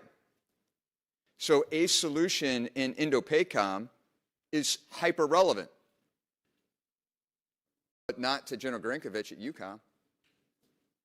And so how do we think, plan, forecast, and align to deliver global capabilities at scale? And what is the right scale? Again, it's got to be in lockstep with a system of systems working together with each other. It does me no good to take a component of the system of systems and deliver it to all the combatant commands across the globe. I got to deliver the relevant capability. And that requires close coordination from all of us. I don't know that Doug actually meant to invite me onto the stage. But I'm going to leave now. Unless he calls me back up again. I'm sitting in the side. You're good. Well, I was so surprised. I thought you were in your nice, comfortable office upstairs, and everything I say you're going to listen to and let me know later what I did well. Okay, thank you, sir. So acquisition transformation. So I'm one of those nerds that like, well, what does transformation mean? So yes, last night I looked up the word transformation. I was surprised. I was surprised by the definition of transformation is dramatic change. I read a lot. My favorite pastime is reading. My second one is reading it on the beach or in the pool. I did not know transformation was dramatic change. Not change, but dramatic change. So we're in a different environment. We have an acquisition strategy from the Secretary of War that is phenomenal in what it does and the scope that it does. Give the department, give us a little bit of time, not a lot of time, a little bit of time to figure out how some of the concepts work about accepting proposals that aren't, quote unquote, everything we needed. There's ways to artfully do it, but it's artfully to do it because everyone knows where to run to, General Accountability Office for protest with the Court of Federal Claims, when you don't like what we've done. So with that, two things that I did want to mention. In the rewrite, there is a statement that says, kind of generically, kind of make the system work and use your best business judgment. There was a statement in there as well from 1996-ish, I'm old, that says, if the FAR does not state you cannot do it, or not permitted by law, statute, or a very finite regulation, it is permissible. The DARS, if I can influence it, and I will, post me, that statement will be in the DARS. At DISA, if it's not permitted, if a law doesn't say you can't do it and accept risk and tell us when you need us to cover your back collectively and take the risk, just document you're going to do it, right? Second thing, and get your questions ready because I'm going to go to Anthony next for the first question of multiple questions I hope you have. Second thing I wanted to mention was there was a lot of work early in the year with GSA and the Procurement Central, quote unquote. I think that had a little bit different branding name for it, Procurement Central, where all common buys would be through GSA, and that include information technology and a lot of other things. At this point, what we do in the DIC codes writ large, as you're used to, we're going to continue to do it. We have every multi-word content we have now. Maybe, maybe not. That's maybe the biggest contention of debate. Those vehicles have a lot of years left on them. But as far as right now, what we buy, what we don't buy, is going to be something bought at GSA. They don't have the military bearing on it. There's a quicker buy. We can't get things done when we go to do contract administration. That right now, everything we buy now will stay within DISA. I can say that pretty well writ large. With that, Anthony, pray tell you have a question. Ladies and gentlemen, the panel will now take questions. None yet? Someone want to yell one out? Well, here, Doug, I'll go ahead and talk about. You can't answer your own question. No, I'm kidding. Go ahead. Well, hopefully I'll be asked this, but let me go ahead and try to answer. So, memo came out to address rapidly fielding capabilities and changing acquisition processes to get after things a little quicker. As we've talked about, speed's certainly important. So, for those of you that have worked, how many of you have worked with us in the past? Okay, so you know sometimes we're fast, sometimes we're not so fast. We've spent the past year to year and a half reshaping ourselves to be faster. And I think we've done a good job. So from a good news perspective, we have realigned into portfolios already, right? You're going to hear from PEO Cyber, PEO Transport, PEO Services. Those are portfolios. Also within the J9 and J6, we've aligned them into portfolios. They've proactively done all that. So I think from working with us perspective and us being compliant with the new Way 100 acquisition, I think we're close. The other thing is consolidation of funding, being able to reprioritize and move funding around. We have reduced the isolated, I would say, that's probably not the right word, but the smaller PEs to get after being able to allow these folks to pivot and change. That's how we did produce a capability in 72 days, right? We were able to move the funding around, work together to say, okay, this is a priority, these are the people and the dollars we need to get after this. So I think we've done that also. And then what you will start to see, if you haven't already, I've got about 70 plus programs right now that are in the adaptive acquisition framework. There will be more, right? Software acquisition pathway is the way. We are going to start doing more and more of it. I've got some really big successes already in some of the portfolios. Across all three, I think PEOs are using SWAP already. So I think from a good news perspective, like you say, we are in line, we are ready to work with you, get you back on the team if you're not on there, be on the team and start to think differently. With that comes a little bit of responsibility, right? I need you all to be trained up, and I need you all to be thinking proactively and in line with this acquisition, revised acquisition way ahead, to really think about how we should be doing those things and falling into software acquisition pathway early, back to the point about understanding the environment that you're coming into and make sure you're ready to execute at the speed we need you to. All right, thank you. Anthony, you got a question? Quentin, questions? No, you're killing me. I gotta read all this. Nobody has any questions. stuff. Normally there's like a line of people. Please, there you Okay. go. So today, JS came off with a $951 million contract that DISA led to do all kinds of modernization, engineering, and lifecycle replacement for DISA. to support the warfighter. It's the first time in my 30 years I've seen the government issue a contract where there's multiple CTAs all at the same time being awarded. And my question is, do you foresee that that's going to be a common occurrence? Okay. So the CTA, I'm just going to yell out to me, CTA, it's the teaming arrangement with small businesses. CTA is contractor teaming arrangement? Okay. So basically it's a concept coming out of the General Service Administration. It puts I believe it's a large, Carl can tell you more on her time, a large business, a lot of small business providing the service as a, my words, quasi prime, kind of a trade from the best of both worlds. Will it be the wave of the future? I don't know. GSA used it. I think they believe it was successful. The Department of Defense, Department of War is much different. The op tempo, a lot of things run different for us. Would it be the model?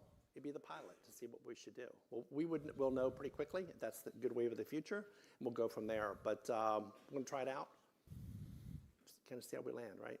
So no, great question. I appreciate that because that's always on someone's mind. So on that larger acquisition strategy, if you haven't read it, I think it's 70, 100 some pages. I'm an old guy. I have a hard copy on my desk and I have it highlighted. I can't do electronic stuff. But it's rebuilding arsenal of freedom is the reference that's provided. But an arsenal doesn't work if it doesn't have two things. What are they? Well, two things and one built in. Information technology, right? That's how an arsenal runs. And it runs by, with Mr. Wachowski's help, it runs by transport layer and telecommunications. And built into that, unequivocally, not a bolt-on, is cybersecurity. So when you read the context of it's arsenal freedom, an arsenal, that's a tank. The tank is a moving object that is managed by information technology, telecommunications. So don't get words, oh, this is all weapons. No, it's not weapons. There's definitely a tie-in to what we do as DISA. Speed, flexibility, rigorous execution. So basically getting the speed of threat, and they put us on the war footing.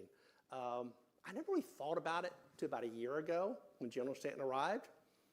He had a small group. He mentioned it in his opening, but he had a small group of seniors. He said it many times since then. I never stopped to think. I even told my relatives at Christmas, you need to think about our environment differently. That change is going to change. It'll change as we try to implement a transformation strategy. I never stopped to think of it literally as people are trying to kill us and our way of life, and I, the civilians, the military, and you in this audience and listening are the only thing that stands in that way. I never got it until then. Many years, I didn't get it. What we do is, to Ms. Aarons, it's serious. What we do matters. Now, I don't know, Jason, if you have any instances of within that larger transformation, aside from your portfolios, which we have, of any different things you plan to do in that realm. Well, so I think, as I've mentioned, we've got to get better at writing contracts on the acquisition side of the house, right, from a program management, project management perspective. So we've got to put lessons learned. We have incorporated and developed new training to get after that internally. Again, looking for your feedback, and I think you all will share that throughout the day. That's number one. But then the other thing is simply thinking different in terms of, again, it's not just building something from scratch any longer. It's really integrating existing capabilities and improving upon them to ensure that we can deliver that, or we can coalesce around that data, leverage that data to make decisions quicker. And I just don't know if we've been able to do that to date. I think we're getting there. But again, it's how are we thinking? How are we proactively thinking? How are we then leveraging flexible contracting capabilities and or different ways of thinking to get after things just a little bit quicker from a true team perspective across multiple teams, internal and external to the government. And one of the mantras in that strategy, one is speed, and second, cost, is that commercial items, commercial products. I think, again, I have a much lower optic on this, smaller optic rather, but I think it's doable. What the independent R&D we fund, I think that commercial base for IT telecom, which we do, and the cybersecurity embedded in it, I think it's doable. If you have different thoughts, let us know. So good point. Ms. Arrington, with the spitball analogy, had this discussion last week. So I have very regular hopefully not always, but sometimes painful program reviews. People love them. General Stanton can't wait to get in one, so I got to make sure he gets to a good one. Oh, they're painful, in case you didn't know. They're painful for some other folks. So they are educational. But what we're finding is she's spot on, right? We're spending time making sure everything is perfect. Yeah. Well, all the while, I'm behind schedule. I'm overburning. I'm driving industry bananas because I'm changing requirements. We are trying to make everything perfect. Yeah. And it's great. However, sometimes we're late to the game. It's great, but we're not actually delivering a relevant 80%, right? So again, infusing that discipline and rigor to get after it, I think, is critically important. I think that Ms. Arrington nailed it with the spitballs.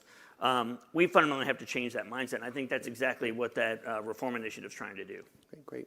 And I'm going to punt for a question in one moment, but let me add to how we support that within the DITCOs and the Procurement Services Director writ large. So a couple years ago, maybe 3 years ago, I charged the incoming Vice Procurement Service Executive, Brian Leda, to reimagine speed, because we're not quick. We're not. So I said, I don't know what we're going to do. I think it's some kind of acceleration. I think what Department of Homeland Security, the PIL Procurement Innovation Lab, kind of has it right. Just look and see look at the art of the possible and tell me what you can do. So you will love him coming in because he's really engaged in this. He went to one of those PIL briefings, and he realized what the art of the possible was. So we have, we didn't call them innovative because they're not innovative. They were out there. They were not innovative. Okay? They're what I call acquisition accelerators. We played with them for a bit of time, had maybe about a year and a half. And I think, and I've heard from industry, they've been very well received, and the speed is certainly there. Oral presentations, industry, yeah, but you got to find the right person to present, whatever. Yeah, we need to get there, right? We'll learn how to do it as a group, right? But we're going to continue to do those oral presentations. When it's right, oral proposals, confidence ratings, having after oral presentation, immediately go into reach consensus on who's going to have the award and have it done in a day or two versus 2 weeks to 2 months. Again, this is smaller. This is part 8, part 16. If you know what I'm referring to, then we're in the right group. And so those orders, it's a little bit more harder dynamic for a larger contract. Are we going to do it? And I can tell you with Brian Lady coming in the door, we're going to do it, right? So it was successful. So again, I'm asked oftentimes by General Stanton or others, my boss, Mr. Barnhurst, is, but how can we do it differently? Well, we had a little bit of a coalition of the willing of what we would do, try to experiment, try to learn. So we got the cusp of, we really have got this, we've learned it, we've had a protest, overwhelmingly sustained in the department and DISA's favor. So it worked great. So let's all go do it. Yeah, let's do it. So what I did, unpopularly maybe, is by March of 2026, 40% of all of our acquisitions in that vein that fit into it shall use at least one accelerator. Best suited is not one of them because that's our default. 2, by 30 September, reported out to General Stanton is 80% will use an accelerator. We got to do it, right? So oral presentations are hard. Learn it. Learn it. Because at speed to delivery, we're going to have to do it. Should be in a commercial product. There's ways to get that. If you have some new novel idea, you hear about bringing things to industry. We have commercial solutions openings. We have OTAs. I can tell you, you have the best thing ever happen. We want it. We're going to compete it. Because if we don't compete it, I can't go to production, contract, or agreement for 5 years thereafter. Right, and with that, I said something wrong, so he's gonna correct me. Simply going to amplify. So, story time for a second. Last spring, DISA was participating in a joint staff-led, globally integrated exercise. First time that DISA, as a combat support agency, has played a role in a globally integrated exercise, and it was hugely insightful. Standing in the Ops Center, I brought in all of the senior leadership from the agency to participate in the execution of ops. So all of the PEOs that you are about to hear from in a minute, Mr. Packard from our Procurement Services Directorate standing right in the Ops Center floor because I realized that I needed to make decisions that might translate into contracting actions in order to solve a problem that was emergent and necessary to solve for the warfighter. Started talking about agile contracting.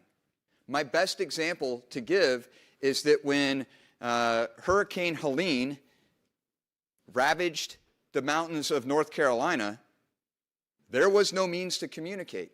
And if you recall, the U.S. Army sent the 3rd Infantry Division from Fort Stewart, Georgia, into support. They didn't have the SATCOM capabilities that they needed. In 12 hours, the contract went from nothing to complete to purchasing to in stride outfitting that organization with the capability that they needed to help Americans that were in desperate need. Agile contracting is part of our future. When I'm standing on the Ops Center floor and I realize that we're short capacity to meet the requirement for the combatant command and we have to contract it, I need to be able to do that time now. And literally standing up on my little dais in the Ops Center, I look down to Doug and I say, Doug, can we do that? Doug never says no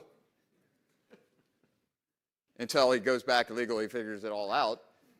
He does all that behind the scenes to get to yes so that we can meet the requirements. But that, I never really thought about it in that context. But agile contracting is absolutely necessary to support warfighting. And all of us need to think about it in that context. How we write the contract is important to support that degree of agility. Thanks for inviting me back, Doug. You're pretty good at this public speaking thing, you know? All right, I think we have about 5-ish minutes, so we have a question, our second question of the day. Good morning. Thank you so much. My name is Michael. I really appreciate you doing this for us. It's really great for industry. I'm the CEO of an AI company. We're based in Washington, D.C., and we have, for a couple of years now, 12 deployed engineers in Ukraine. Wonderful Ukrainians, wonderful people, very honorable. Been amazing working with them. And we've been collaborating on developing a next sort of generation of products and services to benefit the warfighter. But as a small company, there's a lot for us to navigate here. We're mostly engineers. I would love your advice on the best way for us to interface with you to present. We talk about agile. I mean, this is the most agile team I've ever worked with in my life. What's the best way for us to interface with you to show you what we've been building and what we've been learning? Because we're a small company. It's new for us. I would wonder any advice or lessons learned for a company like ours. Stay the full day, and Carlin, stand up. Carlin is our director of the Office of Small Business Programs. She is the genius of everything you'll need Genius to know is good. of introduction. She will help you figure out, there's a bunch of executives, by their portfolios, each one has a different niche of what they do and how they combine. So it might be between one or two, but she can talk with you, get your capability brief, maybe an hour, half an hour, then she'll help you target you to who you need to see, and it'll be this person is for this person. She may help you by sending an introductory email out. So anyone saw her again, she'll speak this afternoon at 2-ish, I believe. So she's the one to talk to. All right? Thanks, sir. And I did mention, again, make sure I did the right segue because I'm old and don't remember everything I've ever said. So Carlin's gets done, I believe, at 2:15 today. Is that about right? Okay. So once she's done, that will be it for the day. Give us 5-10 minutes-ish to kind of set up the meet the seniors up front. We'll have to forego the PSD briefing. I think I did mention this earlier, so I've covered the key components of that. With that, any other questions, Tony? Sir. Right here. Good morning.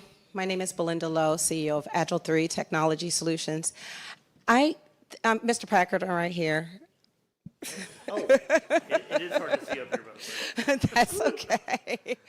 Mr. Packard, Mr. Martin, thank you for sharing some of the innovative ideas you had you're sharing around procurement and speed. After the recent release that GSA will start using Meta, an AI platform, and industry is ramping up and using AI tools, techniques to address procurement or even part of their procurement process. Is DISA and the PSC using already or planning to use in the very near future any AI tool strategies to prepare solicitation packages and or evaluate? And one thought I had in mind before I close is like how fast they executed that MDA shield. It was clockwork. So. No, so I suspect Steve's going to talk about it a bit later, but you're already using some inside of our organization to help expedite our processes, right? But at the grand scale, I'm not. I think we'll have to wait for Steve. As far as developing a requirements package, how that would be, yeah, I guess there's some of that there, but I think there's a lot of intellectual thought put on top of quote unquote, the false positive hallucinations that you get. As far as using it for evaluations, no, that I'm aware of, not at all. Would I want us to do that? Not a large scale, unless it's like pulling out common names. Do I think it's possible that proposals are being developed that way? Yeah. Do I think the proposals are accurate? No. Do I think you need to deliver it? Yeah, you better. So I think there's caution with that. I would mention to you, there was a case where, on a protest, that a firm used AI to create case law before the GAO, and they were wrong and publicly sanctioned for that. So there's a lot of positives AI that I would say, as I tell my niece and nephew, it gets you kind of in the area, but you got to use your intellectual thought to figure out if it's the right area you want to be in and test and see if it's right. So that's just from different, industry segment from my segment. Certainly ask Steve Wallace when he's up here. He'll be the CTO. He'll be speaking. He might be in the audience somewhere, but he can certainly go into a little more detail with you if he knows about it. And since he's here somewhere, so now that he knows the question, he will be awfully prepared to answer this to the T when he comes on. He'll give you he's just like that. He left. You got research, so leave and go do your research. This woman wants an answer. And I think we have you want to go ahead? And I think we need. Well, I was going to say I need to call someone up on stage. We're going to call questions here, but I need to call someone up on stage for final thoughts for us. I'll let you guess who it is. I probably should have just stayed on the stage, but it is bright up here. Hey, so this is Doug Packard's 12th forecast to industry. And yeah. Sorry, you're listening to me 12 years. Sorry. This is his last forecast to industry. But I'll tell you from my perspective that Doug is a quiet professional that gets to yes and solves our problems. There have been a handful of times over the past year when Doug and I have been on the phone at 2000 on a Saturday evening because somebody needed a solution and lives were on the line. Doug stops what he's doing to get to yes to solve the problem. He is a true professional. And while we've got plenty of time to let Doug retire, and we will acknowledge his lifetime of service to the nation and to our agency in a number of different fora, I thought it absolutely appropriate in front of all of you to acknowledge Doug's service, commitment, and dedication to our mission set. He is the conduit between you and delivering warfighting capability. Doug, on behalf of myself and DISA and the entire leadership team, thank you, sir.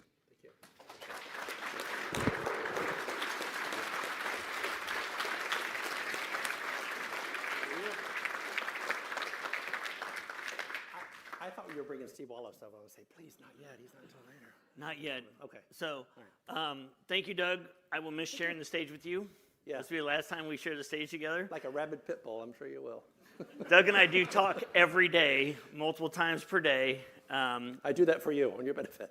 But it's been a pleasure working with you, Doug. I've learned a lot from you. He was the first person to congratulate me when I got promoted. I walked into my office and there was a little SES mug on my desk. So thank you for that. I still have it, still remember that. But you've been a great mentor, friend, and peer confidant to me. And we will all miss you, and I'm sure you will hear that from others as well. But the conduit term is perfect. So thank you, sir. Thank you, sir. All right. I think we're done, and I think Anthony will tell us what we're doing next. Thank you, gentlemen.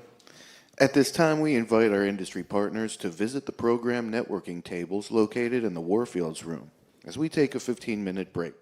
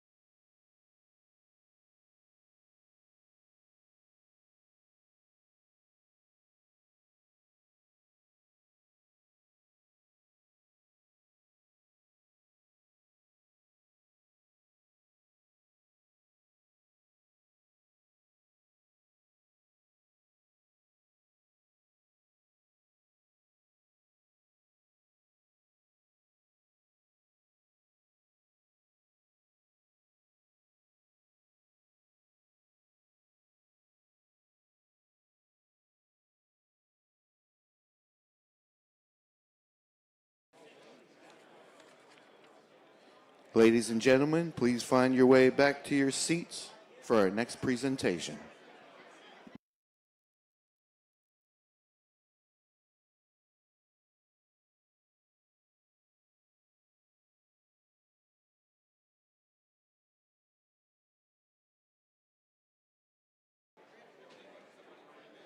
We're a bit behind schedule, so please find your seats.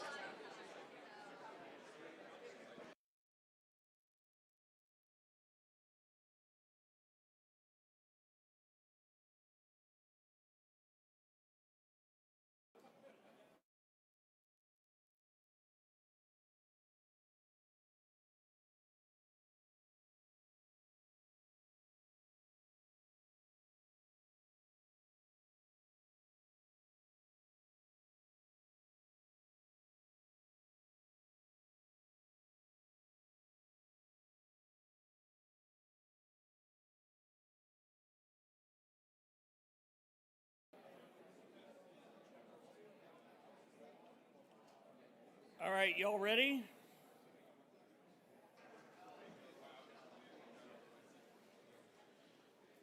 All right, so if we could go to the first chart. I'm always notorious for cutting into the PEO's, now PAE's time, so I'm going to cut my talking points down significantly because they are ultimately who you want to hear from. They're the ones who work on a daily basis to get capabilities out the door. So if we go to my first chart real quick, just to tell you about some changes that we've made here in the agency. So I think you all have seen this before, but there's one important note that's different. So as I mentioned, we're already in a portfolio construct. We've already consolidated PEs. We took an additional step this past year to bring the Spectrum community and the C2 capabilities in Spectrum into the existing C2 portfolio under Ms. Bean. So she's going to talk about that a little bit. But why this is important is truly we've strategically aligned to get things out the door. We've worked hand in hand with Mr. Greenwell over the past 6 months to get MP moving out, and we've done that in support of him and his organization through the integration perspective of things. And so if we did not have this alignment, I don't know that we would have been postured and prepared to do that. So I think that we are already proven that we can be dynamic, agile, and move quickly as a result of making some of these reform changes in advance. So let me just go through real quick. My staff's going to kill me, but because I always do this, they give me a ton of great information, and I go and say whatever I want. So if we go to the next chart. So for those of you that raised your hands earlier that you've worked with us before, did you know that this was our domain? So Ms. Arrington mentioned Midnight Hammer. It took all of this to execute that mission. DISA is integral to every single component listed on this chart. So when I talk about systems of systems, when I talk about educating yourselves, bringing solutions to the table, you know, we had the AI contract comment earlier, you've truly got to demonstrate that you know what we're involved in and how we do deliver those capabilities top to bottom, end to end. From inception to requirement, which we need to be malleable, right? We talked about 80%. Is it 80% of the right thing? How are we getting after that? We need you to think top to bottom.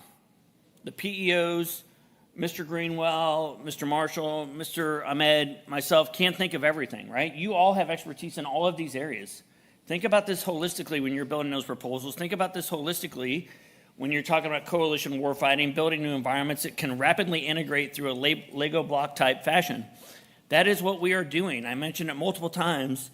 PMOs need to not be so isolated, need to not be so siloed and focused on a specific capability. We need you to help drive us there, right? We spend a ton of time together, but it's always in a learning fashion. It's always growing, developing. There's not a day that goes by that I don't say I learn something new every day. The reason why is this, right? If you're not thinking that way when you're working with us, or you're not thinking that way when you're building proposals, you're not going to get us to the right 80% so we can iterate and move from there. But just a couple things to think about on here. We've mentioned MP a couple times. I think Roger's going to talk about it here in a little bit. Why that's important. We've got to provide access to real-time data and integrated through an integrated architecture. How do we do that? The PEOs alone provide top to bottom, right? Transport. Cybersecurity is the wrapper, built in, baked in from the beginning. And then the services, application services on top. Ms. Bean's running C2 and coalition data sharing, right? That is all in a single streamlined organization now. That all provides, allows these missions to execute. Just one example. ISR, right? Mr. Pachkowski, heavy in here. Assured transport. Working across, I got a question on the break about satellite communications. He works with the satellite providers across the department and industry to ensure that we have the relevant or the necessary bandwidth and resiliency to get after those missions. I truly was not aware until 12 months ago about how integral that piece of the puzzle is to our mission. It's Mr. Pachkowski's mission to get after that. Please help him do so.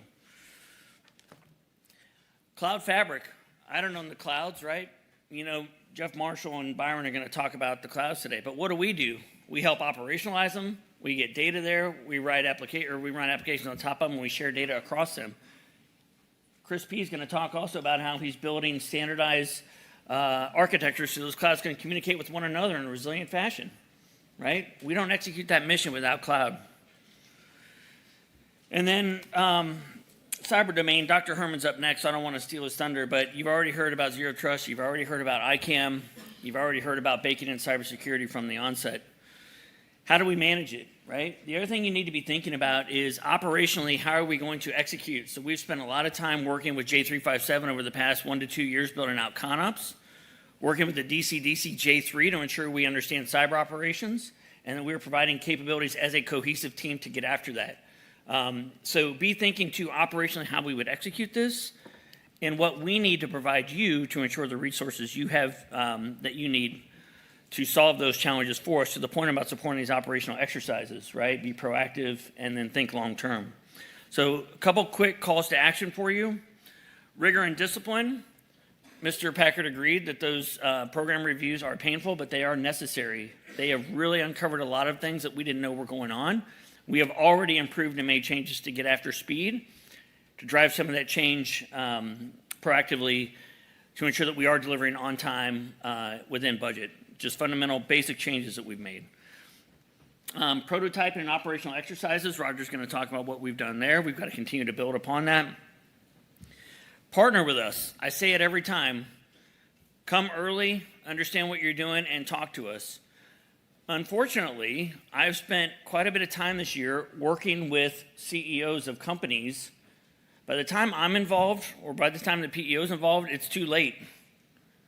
We've got to be open, honest, transparent. We need to share information. We need to understand when there's a problem. We are not perfect, right? We heard that. Ms. Arrington said we're going to make mistakes. We do make mistakes. All we can do is learn from them, approve upon them, and that happens through open communication. Come to us when you see a problem. But me getting involved 6 months too late is not super helpful, and then it causes a lot of churn. Please be open-minded. Talk to us about transparency and provide that information as soon as you can so we can get after some of these things that would cause us to slip. So just finally, thanks to you all. I've been doing this now probably about 10 years up on this stage. I've seen a lot of positive change. I've seen a lot of reform. I've seen a lot of personalities come and go, but I've seen a lot of teamwork. Now is more important than ever that we get after that. We do follow these reform initiatives.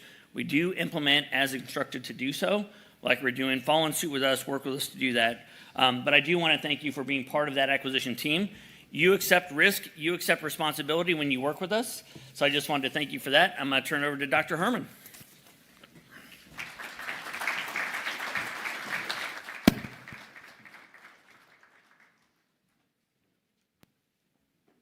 All right, you'll see who has the budget for slides when you take a look at what I have on the chart here. And these will be made available to you as well. So I promise we won't go into a tremendous amount of depth on this as well. So I guess the first question I want to ask is, why are we here? We're here so that you can understand a little bit about our environment and our requirements. And we have this engagement where we try to learn a little bit about what you could provide in support of that. We do even more of that at TechNet Cyber as well. So this is really a back and forth where we need to understand each other a little bit better. So next slide. So I have four things up here primarily on this slide. You already heard about Zero Trust. That is a fundamental change in our cybersecurity architecture overall. And so everything that I talk about in PEO Cyber could be under the guise or context of Zero Trust. But we are transitioning the department away from JRSS into Thunderdome. Thunderdome is not a single thing. It is, I guess for better or worse, it is the name of a contract vehicle, but it is also the name that we use to say all of the things that we do for Zero Trust for the department. And we have the ICAM program. There are a number of other ICAM providers in the department. We provide the enterprise source of that identity information for everybody in the department. And then PKI is the hardware credential, the token that we talked about before, that provides the identity of the individual that can be used by ICAM to determine whether or not you should have access to systems. But fundamentally, we're trying to change the way the department actually operates as well. So in the bottom left, you see data and analytics. That is all about changing the way our defensive cyber operators and CSSP technicians are able to operate because they have access to more information than they have historically had.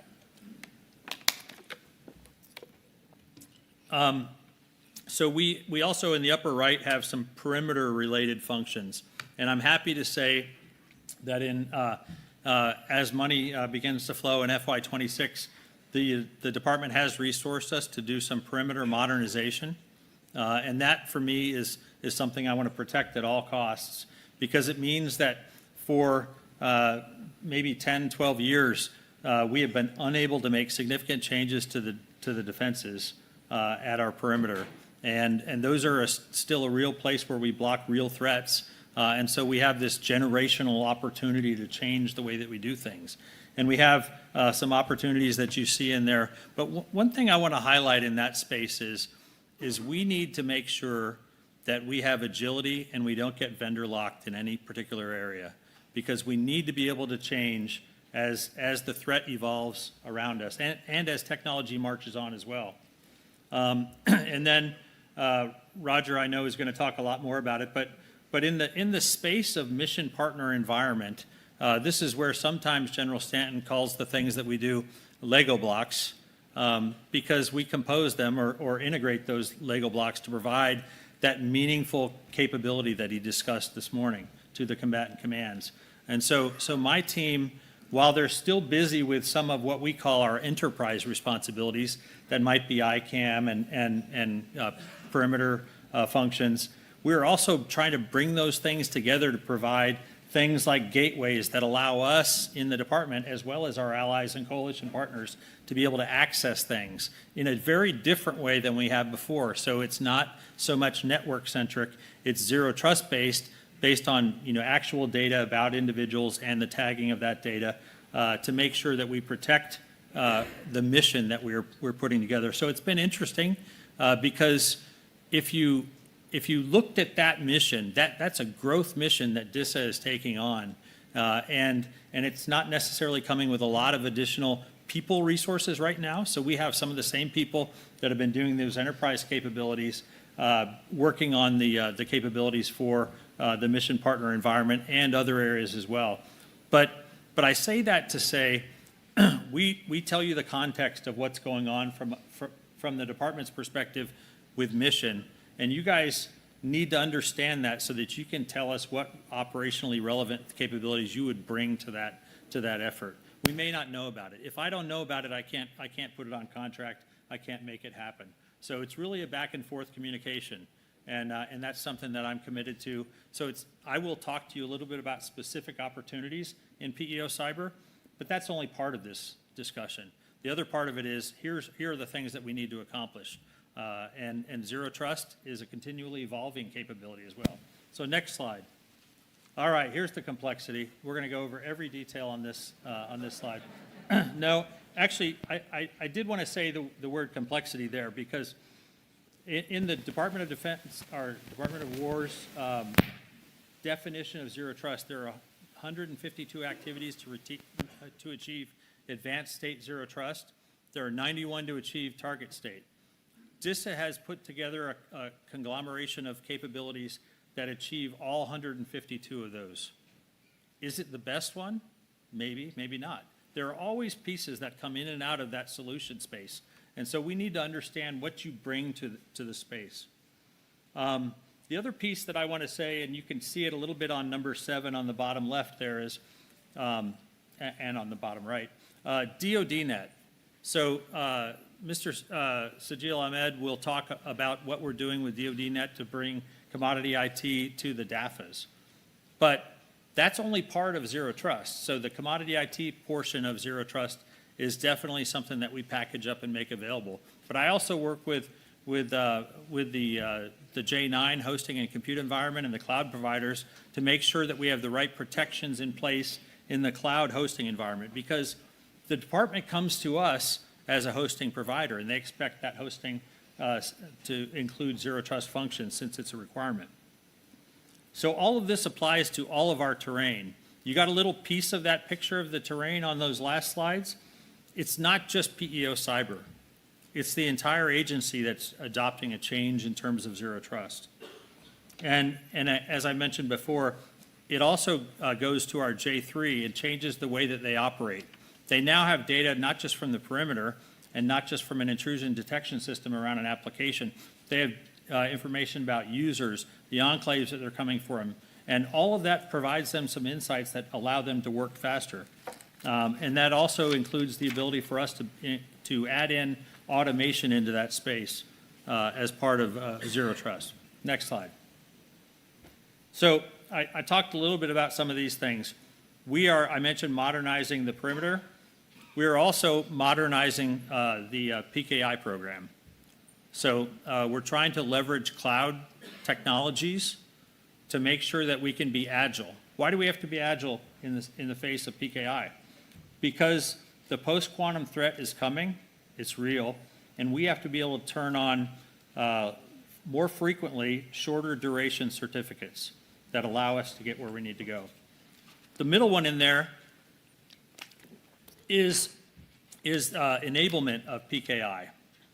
So every program that needs to adopt PKI needs help to understand it. It's just like adopting ICAM. You have to be able to do something there. And then on the bottom, you'll see ICAM. We are continuing to expand what we do with ICAM. I mentioned the MPE portion of it as well. The complexity of the department having a number of ICAM providers means that we're also federating the solution. The good news in this space, I see that the solutions that are out there are mature enough with APIs and such that it matters little to me about what technical solution that we put in place, but it matters that we make it work in a holistic way for the department and for us and our allied partners. I already mentioned modernized perimeter functions and implement Zero Trust. Some will say that if you have a Zero Trust architecture overall, you don't need the perimeter at all. I think that's probably a little bit unrealistic, at least from what we see happening day in and day out with our adversaries. On the right side, I want to tell you about something that I think is kind of exciting here, and it's the second one, the CDAP, which is our Consolidated Data and Analytics Platform. So we have worked hard to make it a cloud solution that includes the orchestration and automation functions that we've always wanted to have in that space. My goal is to automate 75 to 80% of the things that a defensive cyber operator analyst has to deal with on a regular basis. And so we're changing our team's constitution to be more able to speak to technical programmatic leadership in that space versus having it delivered just by a vendor. So there are a lot of partners that are part of making that work. We'll need more of them over time as well. We're trying to stay aligned with the unified platform as well. And then on the top, I have automated security validation. That's it's a capability that played out as part of the integrated exercise that we did in the spring, that everybody wanted a little bit more of it. But we also have to, it also highlights the place where I say we need interoperability and the ability to not be necessarily vendor locked in that space. We need to get the buying power that the department deserves on those capabilities. Next slide. Okay, one more. One more slide, please. Okay, so you saw that. Go one more. Sorry. Okay, these are the details that'll be probably more valuable for you to look at, but it talks about the timing. We are putting public key enhancement, modernization, and enablement contracts together. We expect to award that about a year from now. The OTA that we had for ICAM will be coming to an end, and a year from now or so, we should be awarding a new contract for that as well. And we want to make sure that it's a holistic look. There's still some pieces of ICAM that, in my opinion, are a little bit too patched together. Next slide. Cloud-based internet isolation is another place where I use that as an example where we have to be able to shift between solutions that are offered. It's a difficult thing sometimes for the department when we're doing things as an enterprise service versus just our own organization. And that is the case for CBII. We have an expectation of an award the end of the third quarter of this fiscal year. And we're also doing, as part of the perimeter modernization, DNS hardening, and that opportunity will be a couple of years down the road, but I think it's a place where it highlights what I would like to do is to have conversations about what you think the perimeter of our defenses, where the DoD cyber terrain meets the internet, what they should look like, what they should consist of, and how we can do that better under the heading of perimeter modernization. Next slide. CMRS, if you're familiar, this is actually not specifically a portfolio anymore. We had endpoint security as a portfolio. As part of the consolidation over the last year, we've absorbed that into the data and analytics platform that we have for all the DCO and CSSP functions. It's really a bunch of endpoint data that gives operational and administrative oversight of the status of our cybersecurity defenses at the endpoint. We realize that it doesn't need to be a standalone system, and it can be brought into our analytics platform and be much more agile and ideally a little bit less expensive than it has been in the past. And then finally, the last one, SCM, Secure Configuration Management, is part of how we get the data cleaned and brought into that CMRS environment so that we understand what it's doing, what it's all about. That's an opportunity, I think, where something like AI could be brought into that space as well. It's a little bit overly complex and manual as it stands currently. And I think with that, is there one more slide? Nope. So up next is Caroline Bean with PEO Services, and thank you for your time. We'll be around. The program offices are out there ready to talk about those opportunities, and I will be available as part of the senior engagement later on this afternoon to talk specifically about your capabilities. Thank you.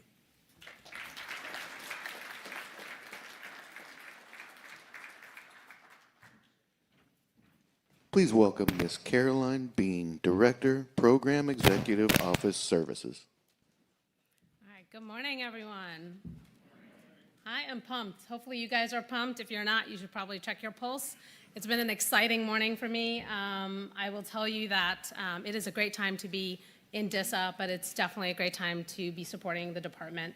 And hopefully everything that you're hearing has the same type of theme, because we are all about driving solutions faster for our warfighters.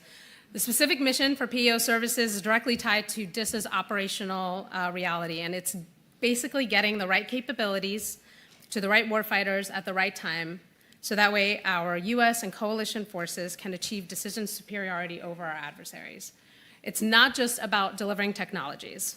We're delivering operational advantages that enable mission success across all domains. So the department's strategy demands that we modernize faster than our adversaries can adapt.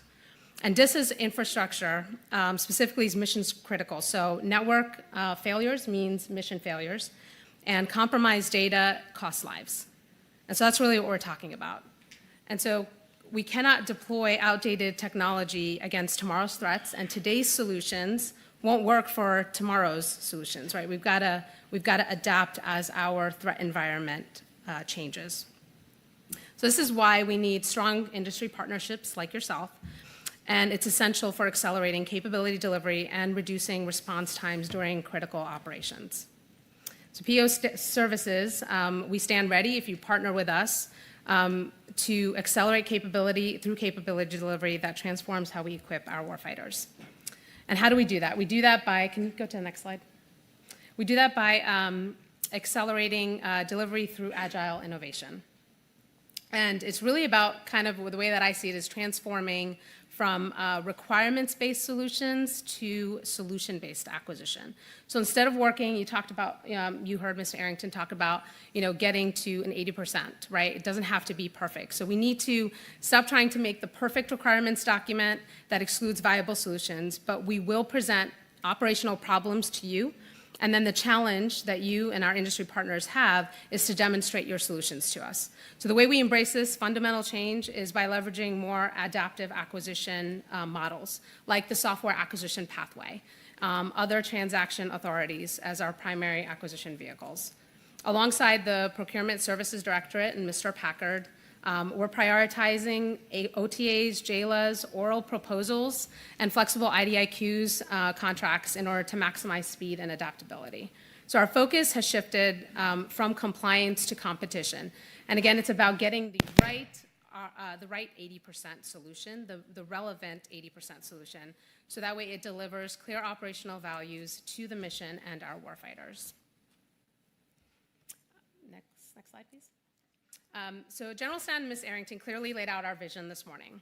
We need to provide a flexible, adaptive, and secure IT environment that can rapidly integrate partners from diverse backgrounds with varying levels of technological capabilities and security protocols. So this requires us, as we think about the services that we provide and the capabilities that we provide, it needs to be modular, interoperable system of systems that can rapidly assemble and reconfigure to meet our evolving mission requirements.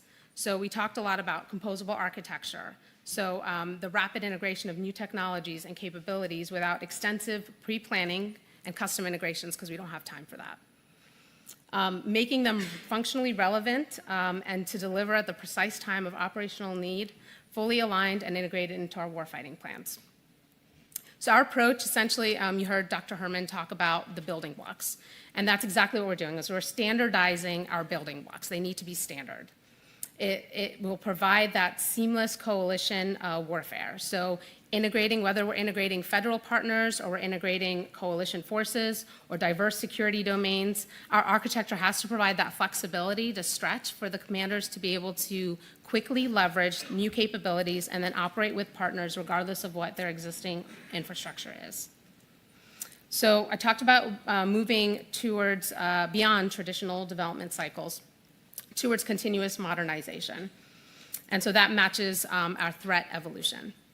And our approach really talks specifically with three critical elements that we look for when you bring solutions to us. These are the three critical things that we'll be looking for within your solutions. User-centric development. So user experience is fundamental to the success of any technology. If our systems and our solution sets are difficult to use, the costs will increase. There's going to be adoption rates are going to plummet, and the warfighters are going to become frustrated. So essentially, it becomes a brick. We need to prioritize intuitive design, user-centered workflows, and accessibility. And it means that we have to involve our users, our end users, early on in the development process and often in the design and development phases. We're gathering feedback, conducting usability testing, and iterating based on real-world needs. Our second element is all about integrated security. So DevSecOps, there's a lot of definitions of DevSecOps, but the way that I look at it, it's an operational necessity and it's not an optional enhancement. That means that we have to embed security into every development phase, creating automated monitoring and proactive vulnerability management that protects without slowing our mission execution. So we can no longer treat security as a separate stage at the end of a development cycle. Security has to be integrated into every step. DevSecOps is also about fostering collaboration between our development, our security, and our operations team. So all of them need to work together. And so we need to implement continuous monitoring, addressing vulnerabilities proactively and iteratively. And so we need to build secure code from day one. It's not going to be an afterthought. It needs to be within your solution that you're providing us. And then lastly, agile evolution, continuous integration and continuous delivery pipelines is what enables us to do the frequent capability updates that we have to go through. Deploying new technologies faster than our adversaries can adapt is important. So that whole old waterfall approach, it's with long development cycles and frequent releases, that's no longer viable in the environment that we are in. We have to embrace a culture of continuous improvement, which means that we adopt those agile methodologies, implementing CI/CD pipelines, and automating testing and deployment throughout.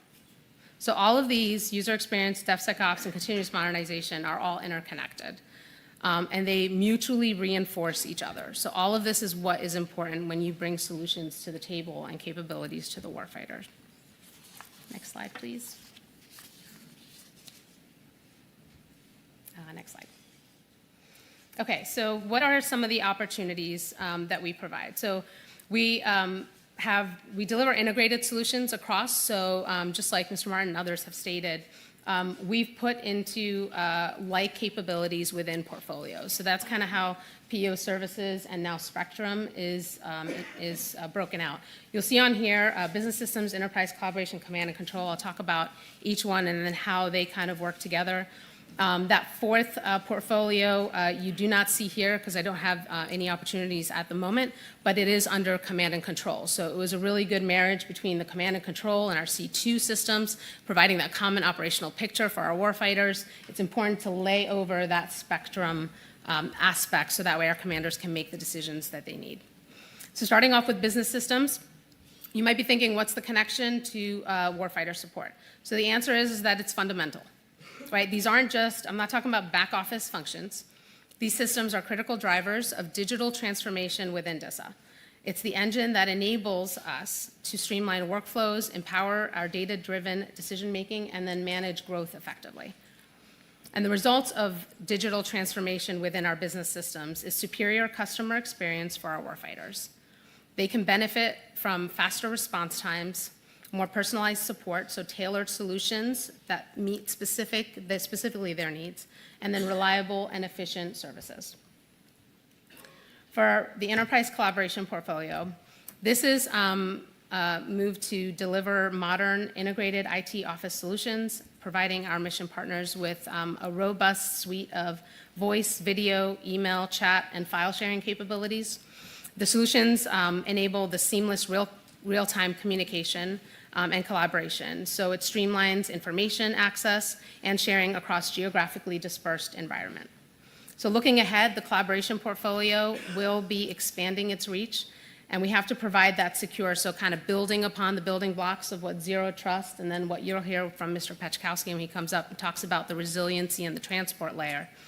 We're building these capabilities so that way we can expand into more secure and seamless collaboration to federal and our foreign coalition partners by navigating and incorporating diverse security domains to ensure the maximum interoperability for all of our participating mission partners. So this is going to be accomplished, again, like on top of the Zero Trust and the transport that you'll hear a little bit later from Mr. Peczkowski. And then finally, our C2 portfolio is pivotal in achieving information superiority on the battlefield. This is where it happens. By providing commanders with vital connectivity to information, these systems are essential for planning, executing, and managing our joint and multinational military operations. So recognizing the need for agile, interoperable, and secure command and control, our FY26 focus really centers on building a repeatable information environment and architecture for our combatant commanders. The combined C2 and Spectrum effort is geared toward enabling seamless data sharing regardless of what the location or the partner affiliation is. So we've got to go out to the edge, and regardless of, we may not know who we're fighting with in the future, and so we have to make it extensible so that way we can share information with the right folks at the right time. So these initiatives, like I stated, don't operate in silo. They're interconnected to build a larger strategy to enable effective coalition warfare. So what am I looking for from you all as industry partners? I need partners that are going to understand that operational advantages drive our capability development approach. This means accepting calculated risk, and we talked about that this morning, investing in solutions before the requirements are perfect, and delivering capabilities on timelines that match the threats that we face.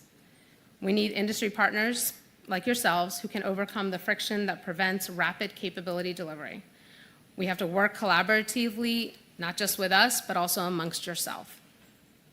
Accounting for fully burdened costs and proposals, building composable elements, and be postured to work alongside us and coalition partners in a dynamic operational environment. And the next slides, you will have these slides. I won't go into in detail, so you will have a copy of this. Please take a look at what the opportunities are. I won't go into much detail, but what I ask you is that you bring forth innovative ideas, actionable strategies that we can take action on, that specifically address some of the complexities, because it is a complex environment, but we have to solve it and we have to start somewhere. We need partners also that are going to challenge the move at the speed of war. And so we need your solutions, your speed, and your partnership in order to deliver the information superiority that we need and dominance for our warfighters and that they deserve. And so our program managers are outside, and you can go to the next slide too. Our program managers are outside. They can talk to you specifically and get into the details of each of these opportunities that we have. I ask you to go visit with them and ask questions, ask the hard questions. We thank you for your partnership and your commitment to delivering capabilities faster to our warfighters. So thank you.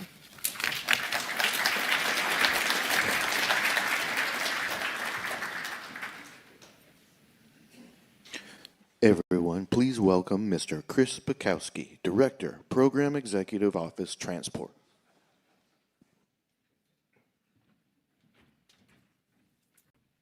Good morning, everyone. My name is Chris Pachkowski, and there's the proper spelling. So a lot of familiar faces, fantastic. They're used to this. For a lot of the new folks, excited you're here. Thank you very much for coming. But the auto spelling incorrect, I've been capturing. There was this Spanikowski, there was Patkowski, Bukowski, Blatarski, Crispy, and Pachkowski. So there you go. That's all captured on the bottom of that. Love it. Again, thank you all for coming. Definitely, I want to take just a quick moment here. Again, I know we did that with the director. Just to thank a DISA legend, Mr. Doug Packard. I'm not sure if he's here still. He should be. But I do want to thank him. He's been a partner, a mentor, and definitely a pioneer. I didn't understand that pioneer part until just today. Since 6 years ago, when I made, about 6 years ago, I became a senior, Mr. Packard came in, gave the mug, set it down on my desk, thanking me for making senior. I looked at it and I said, hey, Doug, this says SES, but I'm a senior technologist. I'm ST. He looked at me, shrugged his shoulders, said 80%, and walked out. So, Doug, thank you, Doug, for being Doug. So, okay, now next slide, please. So, and you've seen this with some of the other PEOs, starting with Mr. Martins as well, the gears. And all the things that my peers have been saying about modularization, speed, all of it, all holds true. I'm going to hit hard on the partnership with integration from the standpoint that this represents PEO transport as one gear. It's not. It's gears of gears. And then as you looked at and you heard Dr. Herman and you heard Ms. Bean and even Mr. Martin and all the other PEOs, these are gears of gears of gears. This has to work together as an ecosystem. So again, just quick summary of this for a lot of the new folks. The core to all of this is on that left side in the middle, and that is the DISA transport. That DISA backbone, the Defense Information Systems Network, backbone and the telecom or teleport, which is the satellite communication gateways, are the heart of it. That's essentially the highway that all things work. As the director and Ms. Arrington and others will continue to say, this is the key to getting the right data to the right place at the right time for decision making, the best decision making. So that is the heart of it, and I'll continue around just at the high level here. Tied to that backbone gateway, or to the backbone, are the gateways. How do you get off and on that highway securely and rapidly where you need to go? And you'll see the APG, CFG, IAPs. Folks are very familiar with the Internet Access Point. I won't go through all the acronyms. You have it. You can take pictures. You have copies of these slides. This is where we, again, talking the gears and gears. How I am locked arm in arm with Dr. Herman, as he was just explaining a lot of his cyber capabilities. With operations, our J357, how are they making their, again, their job and being able to provide them the right sensing locations. Coupled with that, moving up to the left in the green, that command and control. I call it control. This is really the management suite of providing seamless network operations and essentially the management network to be able to make this whole entire slide and other slides across all of DISA function. That's where you see the global management and then also the management network there. So that is essentially trying to keep our highway running at the appropriate levels that we need to have the warfighter do whatever they want. And ultimately, we want to be like electricity. They don't think about it. It just works. That is really what we're, again, aspire to support. Going over onto the right side, you'll see these are some true combatant command, those COCOM and mission service systems here that have heavy applicability to transport, for doing voice, video, data for critical decision makers. When you see DRSN, SNLC, and DECTEC, those are the heart for decision makers, again, communication systems coupled with other communication systems that I'm sure J6 and others in the department will talk to, but they are interoperable. And how are we able to provide worldwide communication? Going down, and the light blue there, the capability missions, so AISR and ESCMC. These are true warfighting lethality systems. Talked about it, Mr. Martin discussed it, others have as well. These are critical systems used hourly, minutely by our combatant commands and the services. Continuing to develop innovative solutions is absolutely critical for, again, supporting those customers. Kind of, we have another section of stuff that doesn't get the limelight. It will today, because those are a lot of our capabilities that we're going to have from an opportunity perspective, are those enabling missions and functions.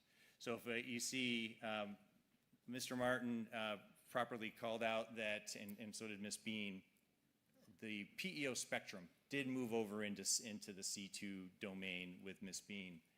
Some of the engineers did come and were put over on my team to align with some of the spectrum capabilities tied to SATCOM, our gateways, and some policy and procedures. So we'll talk about some of the opportunities, but I do have that under that mission supportive services. The other four areas that I'll really kind of hit home on are consolidated provisioning. We we touch every single circuit that comes into the DISA. It doesn't matter who you are, our team sits there and works through this, collaborates with all the other components here to be able to operate, to actually activate technology for the warfighter. Behind the scenes as well, our engineering, implementation, and ultimately just some of our programmatic support. Again, two of those areas we'll touch on for some of the opportunities. If we go to the next slide, please. Excellent. So this vision slide, it's going to look familiar for folks that have been here. Fundamentally, it has not changed. It is still our primary principles still hold true. No fail, secure, flexible, scalable, seamless modular integration, and cost effective. Pretty simple. Where I challenge the government, I challenge yourselves, are how do we start applying those principles which historically have been on each of the last slide, each of those programs from an individual perspective, but how do we do that cross-cutting? We have to be looking across different programs, and I'll even, so again, this has a multiple layers. If you pick a program like our IP program or our optical program, we have multiple vendors. We have multiple different, again, capability providers. They have to work together. So that's within that one gear. But now when you start taking the optical and now applying it to the IP and then applying it into Red Switch and applying it into the C2 systems with Miss Bean or DoDNet and from a J6 perspective or in the cloud, that all has to work together and to be looking from that transparency, level of transparency. So our key is a true, again, looking at this slide, a true functionally relevant system of systems incorporating the scope and scale required by the department. Sounds easy, pretty easy to say, but it is complex, and that is the type of folks that we are looking for to be partnered with us to join that team. Another area here that we have continuing to change all of our contracts and to be able to be more inclusive is information transparency. How do we get information and how do we share information from a service provider or from a vendor or an integrator or a product line? So from an operations perspective, we can truly understand and make decisions based on risk of what's out there. So that is, again, going back to the C2, going back into the analytics and going back into my control system, how are we taking all that information and being able to feed that up so we can make the right decision in a more, again, rapid time than our adversary? Go to the next slide. Yeah, I've got 4 minutes. So go to the next one, please. So as I mentioned before on the gear slide, we have four different, I'll call service or function areas that we're having opportunities going out in 26. Majority of these are potentially in early 27 from an award. Based on budget and everything else and trying to work from an accelerator perspective, we're trying to pull all these into 26. So with that, as I mentioned, the EMS, the Spectrum team coming over, we have two different engineering contracts tied into their solution, and we have some, their required solutions. Have an additional slide, we'll be able to dive into that a little further. So maybe we do that. Go to the next slide, please. So the first slide, the first EMS is tied into mobile service, and that's for radio frequencies at installations. So our team is I'll say best in the world at understanding and knowing spectrum. How are we able to have this contract, continue to enrich our team to be able to have that, say, critical discussions with installation and being able to support their needs, especially with a more constrained spectrum environment or more congested environment. The second area there, this gets into engineering services for supporting external spectrum developed systems with Department of War, allied, and even national capability providers. This would include robust engineering analysis, risk assessments, policy guidance, measurement services, and interface resolution. Go to the next slide. Third contract that pursuing is the worldwide implementation, integration, and operational transition services for our DISA transport capabilities. We continue to expand, as you saw on the gear slide. We are adding more and more capabilities. but yet it's even more imperative that we have the right implementation in being able to be more effective and efficient as we get to that vision slide.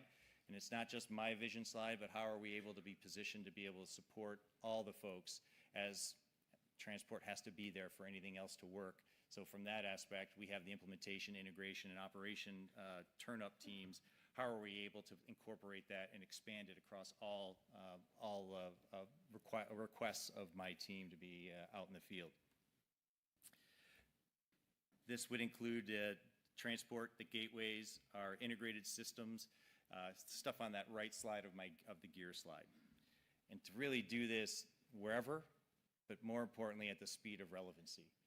Gone are the days are, I need to go out, do a site survey, we'll assess it, come back, look at it, see what we can do, and then go out there when things are happening in real time, and how are we able to execute.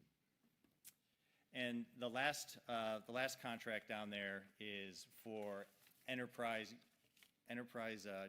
DISA Advanced Engineering and Transport Services contract. This will include expertise to augment or enhance my team with IP, optical, bandwidth, gateways, custom solution program support. All the things that you saw on that left side, that necessarily wasn't truly tied into just strictly SATCOM or Spectrum. This would be more of a general experience requested to help with our DISA backbone.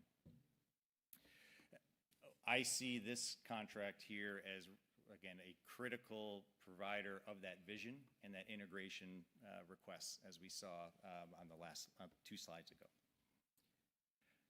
So I do have multiple people sitting at tables in the ballroom.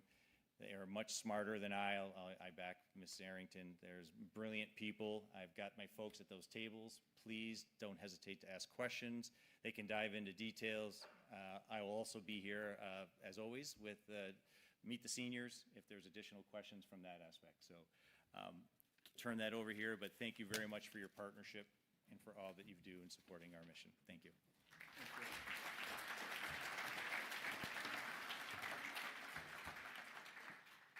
They took my microphone away. Doesn't stop me. A couple points that I want to emphasize, realizing that I'm standing between you and lunch. I already ate, so I'm good. Got up early this morning. I was hungry. A couple things. I start off with a story for a second. All right, so in PEO services, we are building a system in order to support decision making. And so we go to the user population that has been using and performing this function for decades. And we ask the users, hey, what does the system need to look like? And they give us all the details, and they tie in with us in terms of building out the system. And guess what the system looks like? The old system. And it wasn't until we engaged with the J3 at the Combatant Command, who came and visited our headquarters and sat at a whiteboard and said, I realize what the old system did, but really what I need to support decisions is this. Well, guess what? This wasn't written into the requirements document. But this is exactly what the Combatant Command and all other Combatant Commands need in order to use that system to make informed decisions in a modern global fight. We need you to ride along with us because we didn't see that change coming. The Combatant Command didn't see that change coming. But we have to be responsive to it. We have to deliver what they need, not what the requirement document that was written 5 years ago said. And we have to work together in order to make that happen. It's directly aligned with what the Secretary of War is driving as we modernize our acquisition processes. Talking about security for a second. What do we need to monitor? Well, you have to help us make that decision. I don't know. You design the system. Is it performing the way it's supposed to? What logs need to be generated inside your system to support the follow-on decisions that we need to be able to make? How does your system plug in with other systems in the context of a mission thread so that I can understand how data flows between systems and look at it holistically and make it a determination, are we good or are we not? Further, if we're not good, is it because we're being attacked in cyberspace? Is it a circuit cut? Is it a bad network card in a switch someplace in a closet inside of a building? And I have to be able to answer that quickly. But you have to help us determine and build into the design the right logging infrastructure. How much capacity do those logs take? How much bandwidth do I need in order to move them to a place of aggregation? How voluminous are they? How much space and capacity do I have to? All of these questions are part of that design, build, secure, operate, defend that we need to do together. We won't do any of it by ourselves as DISA. Let's be candid.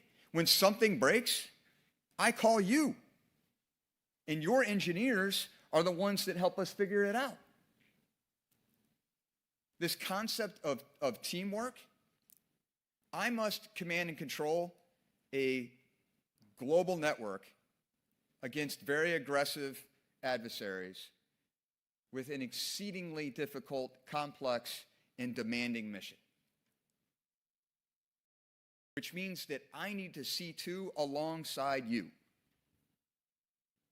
so that your engineers are tied in, share our values, the values that everyone in this room understands, and knows why we're building the system and why we're running it and why we need to resolve a problem rapidly. I cannot overemphasize teamwork. I said it last year. Literally, my first full day as the director of DISA was F2I last year. I said, if you sign a contract with us, you're on our team. I'm doubling down. Because a year's worth of experience securing, operating, defending, designing, building our capabilities, it is ever more apparent how we have to work together. Unfortunately, I have to get back to the headquarters this afternoon. But I wanted to take one more opportunity to say thank you for attending. Thank you for your dedication to solving problems that are relevant for our warfighting community. Thank you for partnering with us. And I look forward to sharing our foxhole as we solve real meaningful problems for the warfighting community. Thanks.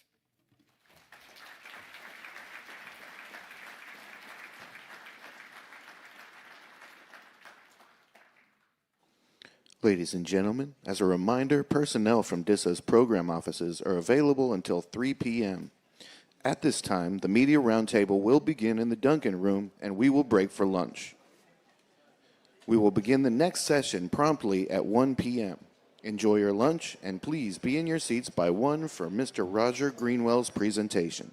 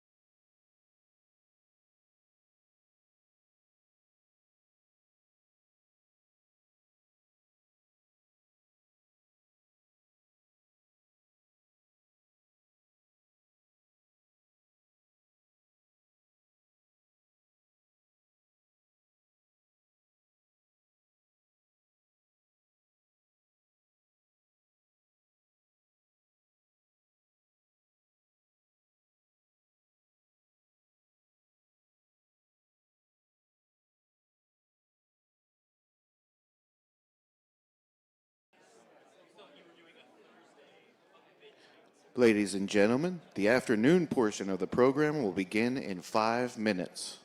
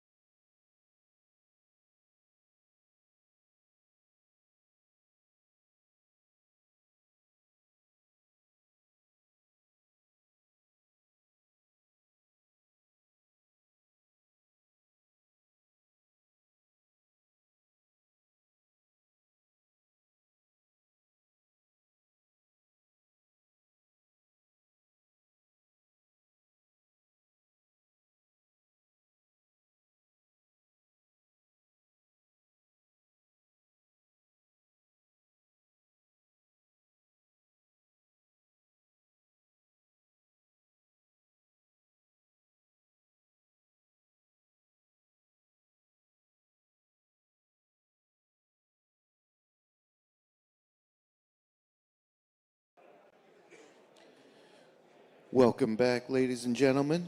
We hope you enjoyed your lunch. I'd like to remind you we are still receiving questions via email. If you have a question, please submit it to askdisaf2i@mail.mil. Also, don't forget to have your parking validated by the DISA staff members outside in the registration area. Our next presenter is Mr. Roger Greenwell, Director, Enterprise Integration and Innovation Directorate.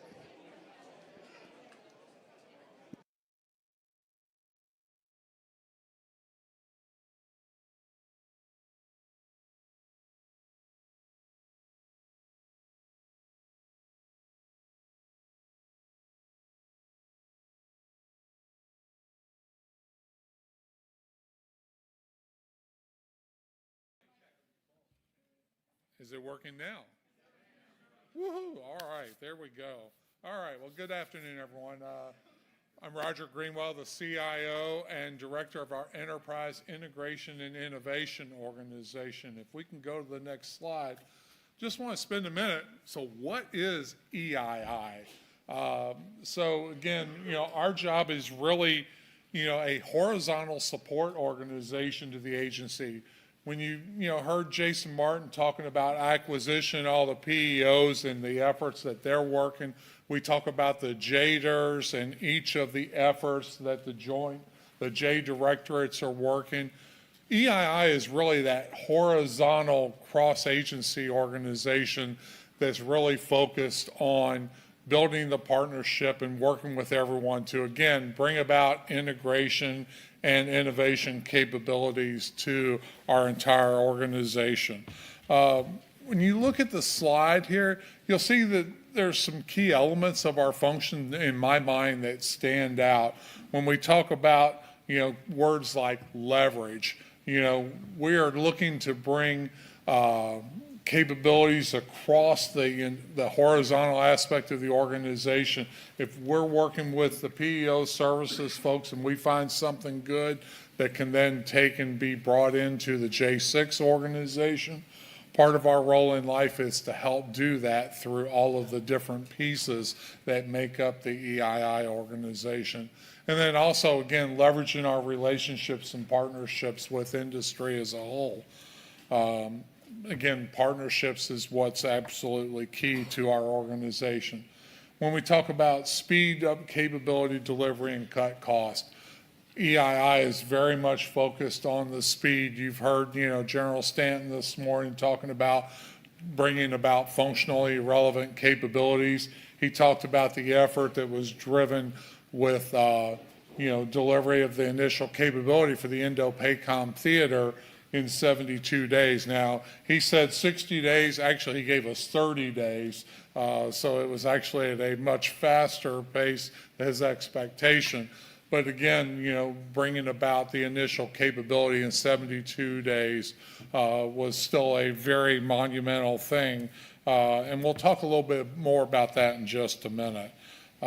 We talk about improving enterprise data, improving resilience. Again, improving how we work as an organization is so key and paramount to what EII does, again, across the entire spectrum of the organization. And then standardization, as we think about approaches that we are using in terms of processes around, management of authorizations, as we think about data standards and how we leverage technology, again, bringing standardization through across the entire spectrum of the organization. And then certainly, the testing capabilities that are brought out by the JITC organization, the Joint Interoperability and Test Command. And we'll talk a little bit more about that as well. If we can go to the next slide, please.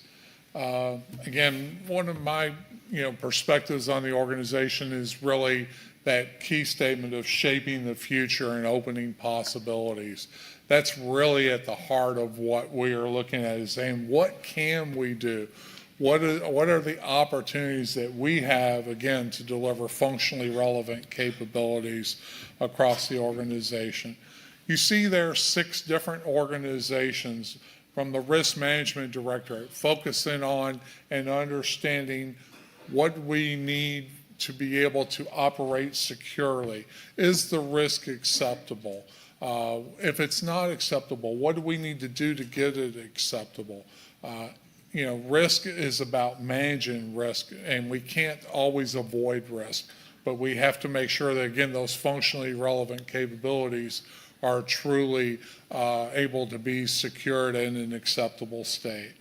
The Office of the Chief Data Officer, again, understanding the data standards that we need to employ, working very closely with folks from PEO Cyber and PEO Services as we think about the capabilities that they are bringing to bear, especially with data, especially in the PEO Services arena. The Enterprise Engineering Directorate, again, focusing on performance, automation, user experience. The CIO's office, as we think about privacy, as we think about things like records management, as we look at licensing and efficiencies across the organization. The Emerging Technology Directorate, Steve Wallace and the team that's there are really leading the way with a lot of what I'm going to talk about here in just a minute with some of our MPE or Mission Partner Environment capabilities. And then certainly the Joint Interoperability Test Command. We'll also talk about that a little bit more as we talk about what's happening with the UC APL in the future. But one of the things I really wanted to touch on a little bit, again, is the mission partner environment. This really truly stresses in my mind exactly what EII does as we look broadly across the organization. So again, General Stanton gave us this, charge to look at what do we need to do to deliver a functionally relevant capability, computing capabilities in theater for coalition warfighting operations. And so Steve and his team led the charge to build this, but it wasn't Steve and his team that did it by themselves. They led the charge, but working again across the whole of agency, and that's what makes the EII organization special. When you look at folks like Brian Herman's team who brought about all of the ICAM capabilities.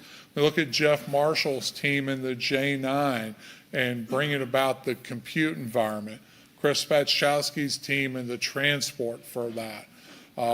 Caroline Bean in the services. We have to think about, again, the command and control systems that are being stood up, operating on top of the compute environment that's being stood up, and then how we integrate with things like Palantir and Maven Smart Systems, bringing that data together to bring that functionally relevant operational picture for the combatant commands. So that is key in what we do each and every day, is work again across the whole of the agency. If we can go to the next slide, I want to spend a minute talking about the APL program. We've got so many of our industry partners here today.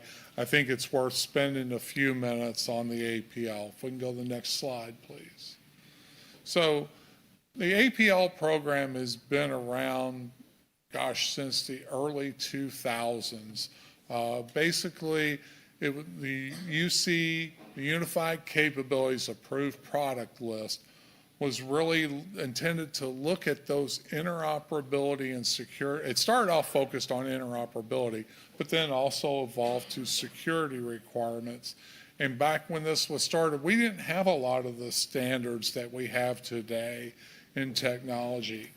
And so a Unified Capabilities Requirements document was built and published, maintained for several years, that basically outlined the requirements for interoperability, and then we added security into it. So again, vendors would go through, bring a capability into the JITC organization, sign up for testing, building a military unique features guide, so that that capability could then be certified, if you will, as interoperable, and then be, brought into operational programs, which would then still need to undergo, the ANA certification, accreditation, or assessment and authorization processes.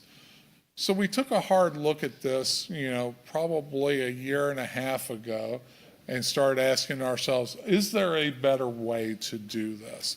How do we actually bring technology in faster? Because part of the challenge is that, this was actually slowing down, if you will, our abilities to bring new technologies in. So we opted to effectively say, we're going to sunset the APL program, but we're not sunsetting interoperability requirements. We're not sunsetting security requirements. We're just going to go about them a little bit differently. So we made the notification to Congress back in July, and we've signed out the memo across the department that basically outlines how we're going to go about this. So JITC today will continue to finish testing the products that are in their active queue, which will finish up around the 31st of December. And then, the test labs will then be focused on testing products as part of systems that are actually being put together. As we look at the requirements that were out there in the UCR, we realize that many of those are actually based upon really kind of obsolete that's in the UCR today. And really we are driving towards the acceptance of industry standards as the means of, again, modernizing our systems. There are some standards that don't exist today. We think about, some of the things with things like SDN, where, technology has rapidly evolved.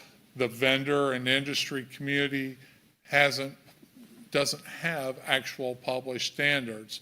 So we have a small team under Steve's organization that's actually working an update of the UCR so that, again, we're really focused on putting the things that are very special requirements or standards don't exist across the broader community, and putting those into play, and so that vendors can then make sure that they're conforming to those standards. Then contractual language will be used. Simply, the requirements that we have today, in many cases that we use with contractual means we're going to enforce the interoperability requirements through that. From the security configuration side, we're actually going to use our STIGs, Security Technical Implementation Guides. We've had STIGs for a number of years. It just makes sense to build upon that program and use a consistent approach to document the security configuration requirements for each of the different products that we have out there, instead of saying, well, we have a STIG for this and we have a military unique features guide for that. Drive some consistency and drive some efficiency in that process. So that's what we're doing when it comes to the APL. I know some people may still have some questions. I know we've already had a lot of vendors that are already reaching out to our risk management organization about actually building a STIG for their products, and which is absolutely great. People are getting ahead of this. We do have a couple of folks from RME who are here over at the program area. Dave Schultz and Dave McCormick are both here and available to talk to. Also, we have Ed Norwood from DoD CIO, who's also here with us. So again, if you got questions overall about what we're trying to accomplish, or the STIG program, we have people over in the program room that are available to chat with you a little bit about that particular effort as well. So if we can go on from here, the next thing is just acquisition opportunities. I only have a couple of them to brief today. recognizing that, again, a lot of what EII does is we are there to support, again, across the organization as a whole. So when we're putting out contracts, most of the time, they might be support contracts for what we do. But, we are really working in partnership with all of the agency and all the, again, the J directorates, the acquisition PEOs in terms of what they're doing. So you will see that most of the contract actions are actually handled by those organizations, with us being partners to them. I only have two opportunities to kind of briefly discuss. The first one is related to classified mobility.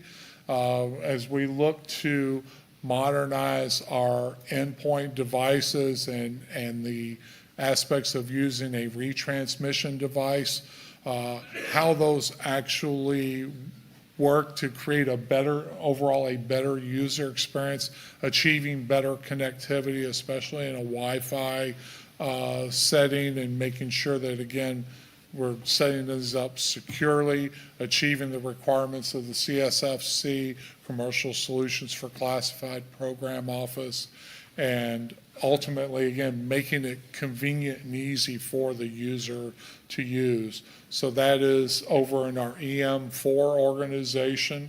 We're estimating that the RFP will come out sometime in the next, I'll say, 2 to 3 months.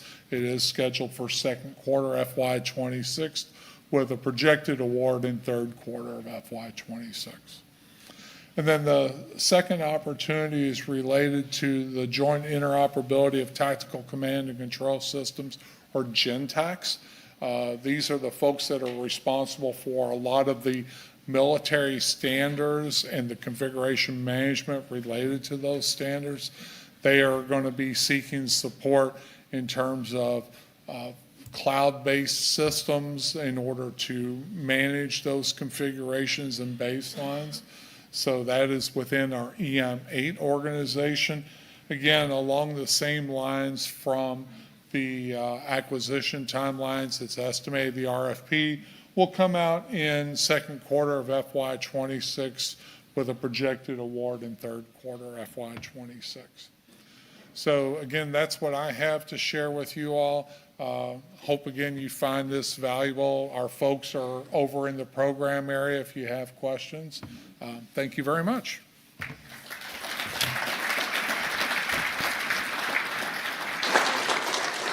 Thank you, Mr. Greenwell. Now everyone, please welcome Mr. Sajeel Ahmed, Director, J6 Command Control Communications and Computers Enterprise, the C4E Directorate. Good afternoon. So hopefully you all had good lunch, and thank you for not leaving. I still see house which is full. Oh, Steve, no, you can't leave. You have to listen to me. So from the title perspective, what's announced, long title. Okay, can you go to the next slide, please? Next slide. So I am the director of J6. What that means, basically, and there's lots of words in here, you could get the slide, you could read it later on. We are responsible for all the end systems which DISA manages on behalf of DISA as an organization and for other DAFAs and other organizations. So basically, any end system out there, my team manages. So that could include unclassified, it could include classified systems. For the past couple of years now, DISA is reorganized, where we consolidated all the end systems into the J6 directorate. So what that means is we took the previous joint service provider, which some of you might have been familiar with. We took that organization, we took a former what's called the FE organization, which was managing DoDNet and the other networks, and JSSC, which is focused on National Military Command Center. We combined those into one organization so that we could have all of end systems management into one place. So we are in the process of implementing the reorganization, not there yet, but we are in the process of working through it. Roger talked about from the CIO perspective on how Roger and his organization looks across the board for DISA and for the solutions. I am one of the beneficiaries of what Roger does. I am the beneficiary of the briefings and what you saw this morning, you heard this morning from Jason Martin.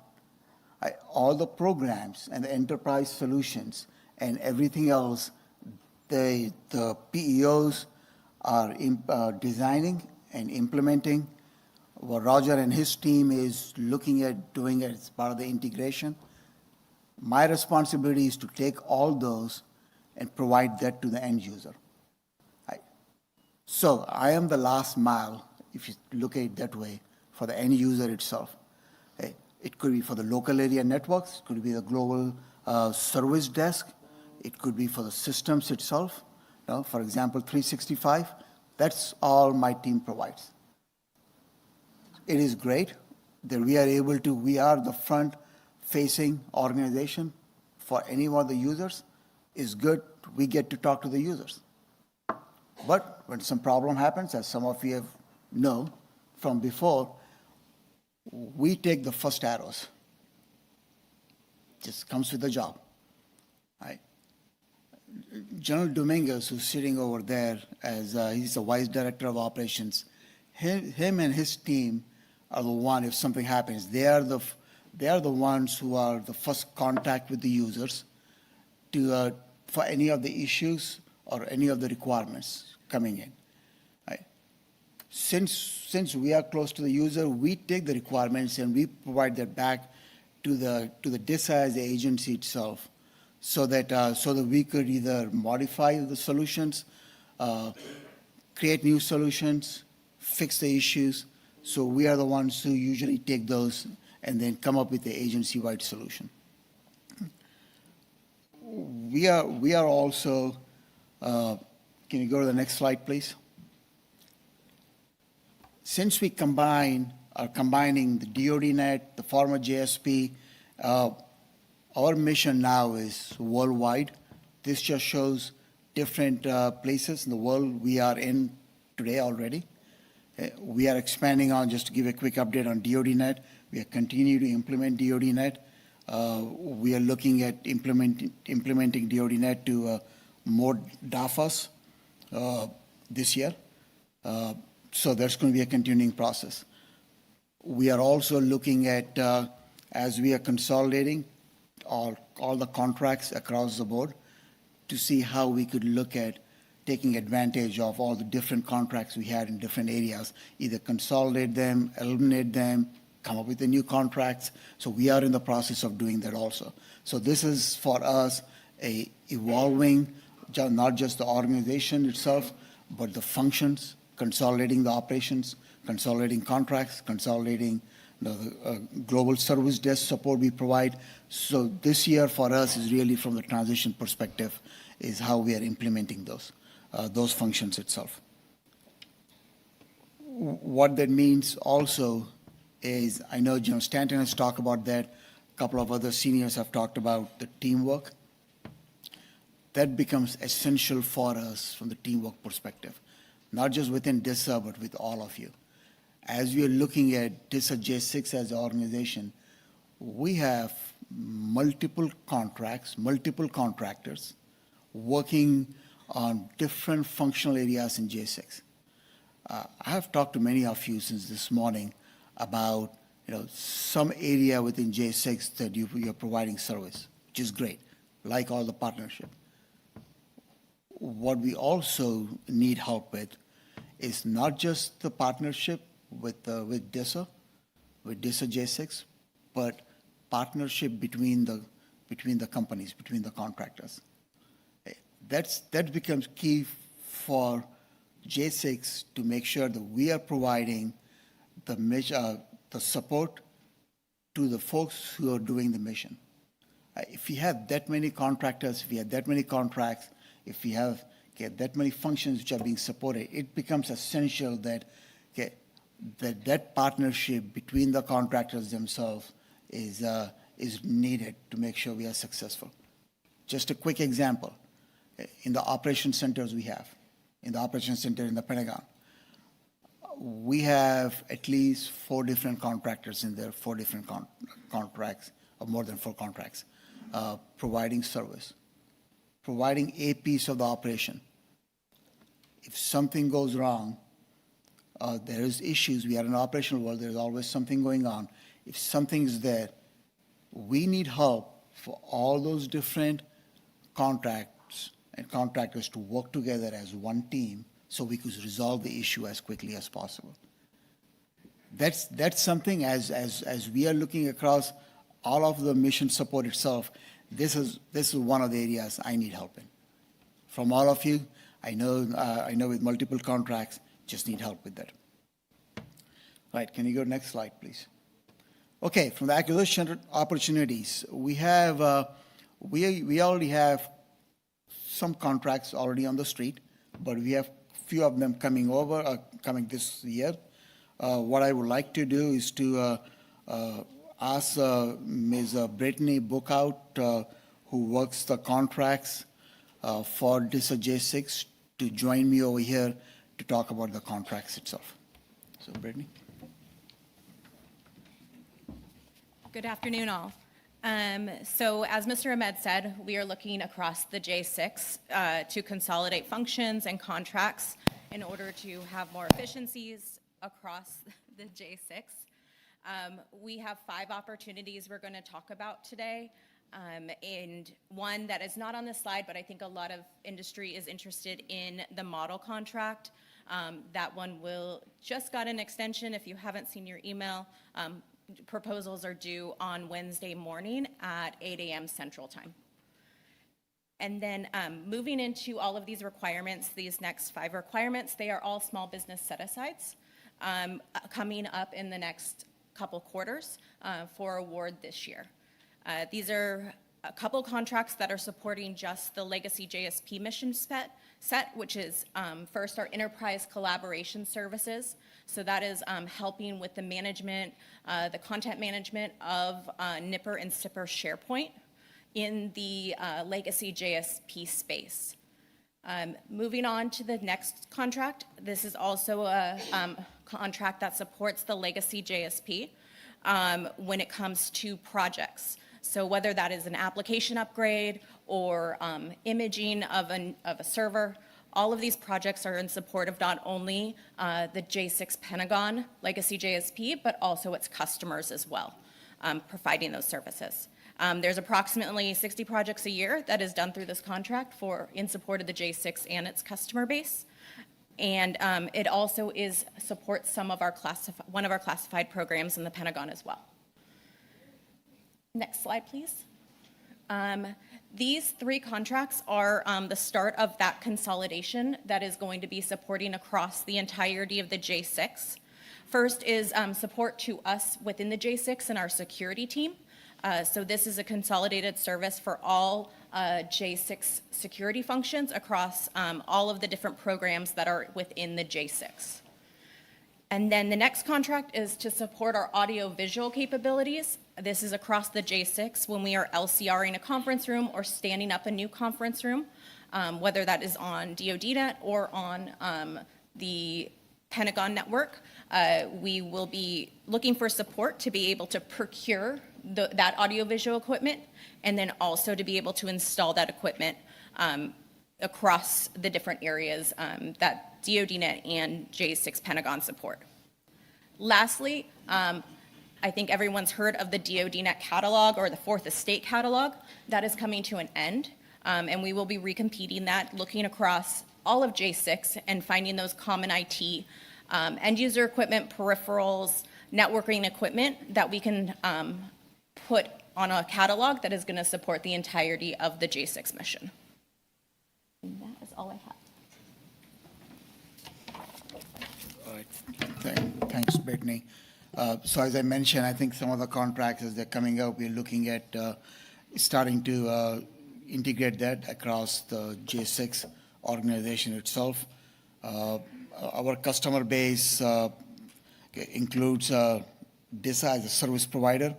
DISA, actually, Mr. Greenwell is one of my customers, along with other DAFAs and within the Pentagon itself with OSD and Joint Staff and others over there. I know Ms. Bookout and her team is out in the program area, so if you have any questions or the details, please see them. They'll be over there for the rest of the afternoon. Again, thank you for your partnership and looking forward to talk to you all. Thanks.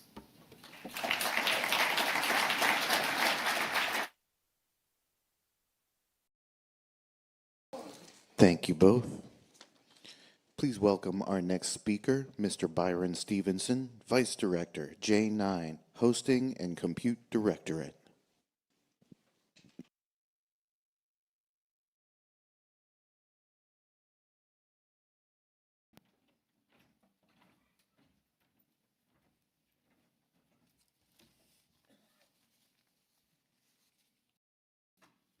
Can we go to the next slide? So J9, we deliver and develop flexible, scalable, secure hybrid cloud solutions that are for the hybrid cloud solutions and professional services to give our warfighters a decisive technological edge. We partner with industry to modernize and transform warfighter mission success through superior data capabilities and technological advancements. So how are we doing that? We have recently shifted to 4 portfolios. I'm going to walk through those in a little bit. We are organizing ourselves around these 4 core portfolios: hybrid cloud services, professional services, customer care, and core platform services. The heart of these portfolios is our unwavering customer service commitment. We are trying to provide the right solution for the right purpose in the right location. We do not offer a one-size-fits-all. We try to do tailored hybrid cloud solutions to meet our mission readiness requirements of the warfighter. Whether the strategic partner needs to leverage our DISA's globally dispersed data centers, a private cloud solution, or a commercial cloud offering, we focus on delivering whatever is the need that they need to have delivered. Can we go to the next slide? So we have recently shifted to trying to put our portfolio into 4 portfolios. Similar to the way Mr. Martin has said, a lot of the organizations have been portfolio aligned. We are going to a portfolio alignment also. The first one is the hybrid cloud services. It's our strategic foundation. It is the main portfolio for external offerings that strategic partners will be able to order. In it are things that are very familiar for people to hear: hosting, enterprise storage, mainframe, x86 cloud hosting, Stratus, Olympus, JWCC, and Joe. So we are trying to align all of our externally facing offerings into our hybrid cloud services strategic portfolio. We're going to also be providing professional services. That's where we're going to provide tactical expertise. This is where we have our skilled technical depth of staff that will be working across servers, databases, applications, and platforms to provide a stable foundation, often challenged by shifting capabilities and technology. Our professional service teams ensure consistent operational excellence. They are embedded with the strategic partners' mission environments and deliver configuration, optimization, troubleshooting, and lifecycle management. Supporting all of our capabilities is the core service support portfolio. This is the anchoring of our J9 mission capabilities. It has the behind-the-scenes capabilities such as the BCAP, data analytics, the physical infrastructures of our data centers, data center management, infrastructure as service, VDI solutions, all of those behind-the-scenes capabilities that the other capabilities are driven across. And then the last thing that we are focused on is customer care. Many of you know we have a cloud broker office. They serve as the trusted front door for as an enduring ally for all of our customer engagements. They provide customer care to develop a solution that meets the customer's requirements. They provide proactive relationships, tailored technical solutions, and provide ongoing guidance whenever requested. Let's go to the next slide. So I have 11 opportunities that I'm going to go through. So the first one, JWCC Next. This is the follow-on to the JWCC contract. It is anticipated to be awarded in the third quarter of FY27. We have collected requirements from the services and agencies that it was done through a DOW-CIO engagement with all of the services to have representatives provide requirements. We are also looking at getting technical support for the JWCC Engineering and Program Office. We will be looking for some technical support in support of ADAT and the DISA Acquisition Package Preparation System. GCDS 3 is looking for an award in first quarter of FY27. And then we will also request technical support for Infrastructure as Code program. Next slide. In support of our traditional hosting, we have Capacity Services Communications CSC 3. That will be third quarter of FY26. Storage Capacity Services, ESS 4, will be second quarter FY27. And then our Unisys Operation Systems as a contract that's anticipated to be awarded in first quarter of FY27. Next slide. We will be looking for technical support for our cloud orchestration, system administration support. We will be looking to get an award for what we're calling Reforged, is to modernize our mainframe applications in first quarter of FY26. We are also looking for mainframe software licensing support in fourth quarter of FY26. And then our last opportunity is cyber vulnerability management, technical support to our cyber capabilities that are ensuring we have zero trust capability on our environments. So with that, I would like to recognize that the critical role our industry partners play in enabling our partner mission success. We are actively seeking innovative solutions that enhance data accessibility, usability, and security. We encourage you to explore opportunities to collaborate with us on critical initiatives and demonstration of solutions that either accelerate or adopt modern capabilities such as ML and AI, enable FinOps solutions to provide transparent pricing or empower strategic partners to manage their optimized workload, deliver greater cloud efficiencies or enhanced capabilities, or offer more flexible options for optimizing cloud service. Provide competitive cloud features and solutions maximizing the value of investments. We deeply value your partnership and look forward to continuing collaboration. Thank you for your engagement and for being a vital part of how we deliver our critical capabilities to the warfighter.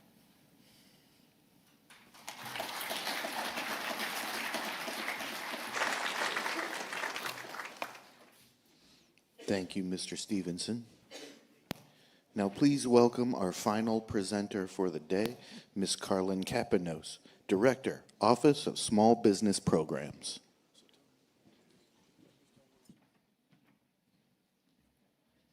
The only thing worse than being last is if I were right before lunch. All right, folks. My name's Carlin Kapanos. I am DISA's Director of the Office of Small Business Programs. I'm also a diehard Steelers fan, so I had a good day yesterday. All right, so today I'm going to talk about three different things. I'm going to talk a little bit about our FY25 program overview and our achievements. I'm going to talk a little bit about some changes that are happening in FAR Part 19 and tell you a little bit about what hasn't changed. And then I'm going to get on my soapbox for a couple minutes. But let's go ahead and get started, and let's look back on FY25.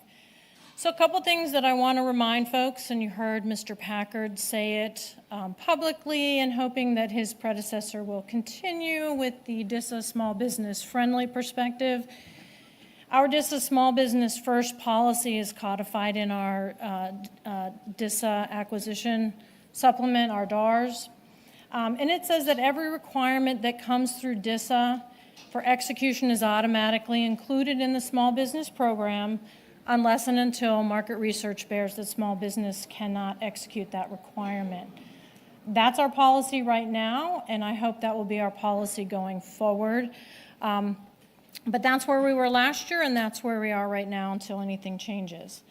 I put down in there just a notion of what we've done over the last decade directly for small business contracts. Over $15 billion have been awarded directly to our small business partners in this room and throughout the world. That is over almost 27% of the dollars over the last decade have been awarded to small business. So with that, you know what a vital part of our community you are, playing nicely in our sandbox with all the other folks in our sandbox. We rely on you, we need you, and we will continue to need you despite what I'm going to say in my upcoming slides. Okay, so the FY26 goals. I'm just guessing here based on some more requirements coming in, our denominator getting bigger. We may see our percentage go down, whether we're going to have a single small business goal, whether that's the statutory 23% across the board, whether we have socioeconomic targets and requirements to monitor and report, depending upon how you're reading the FAR override and some of the congressional budgets that are going through.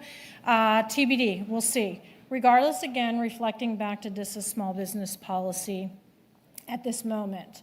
And then down in the bottom corner, you can see that we were green. We met or exceeded 4 of our 5 goals last year regarding our prime contracting to small businesses. Okay, so next slide.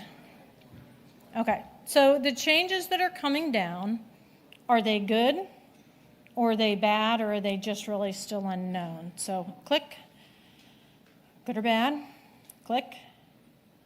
It depends upon your vantage point. You can have the final click on that slide.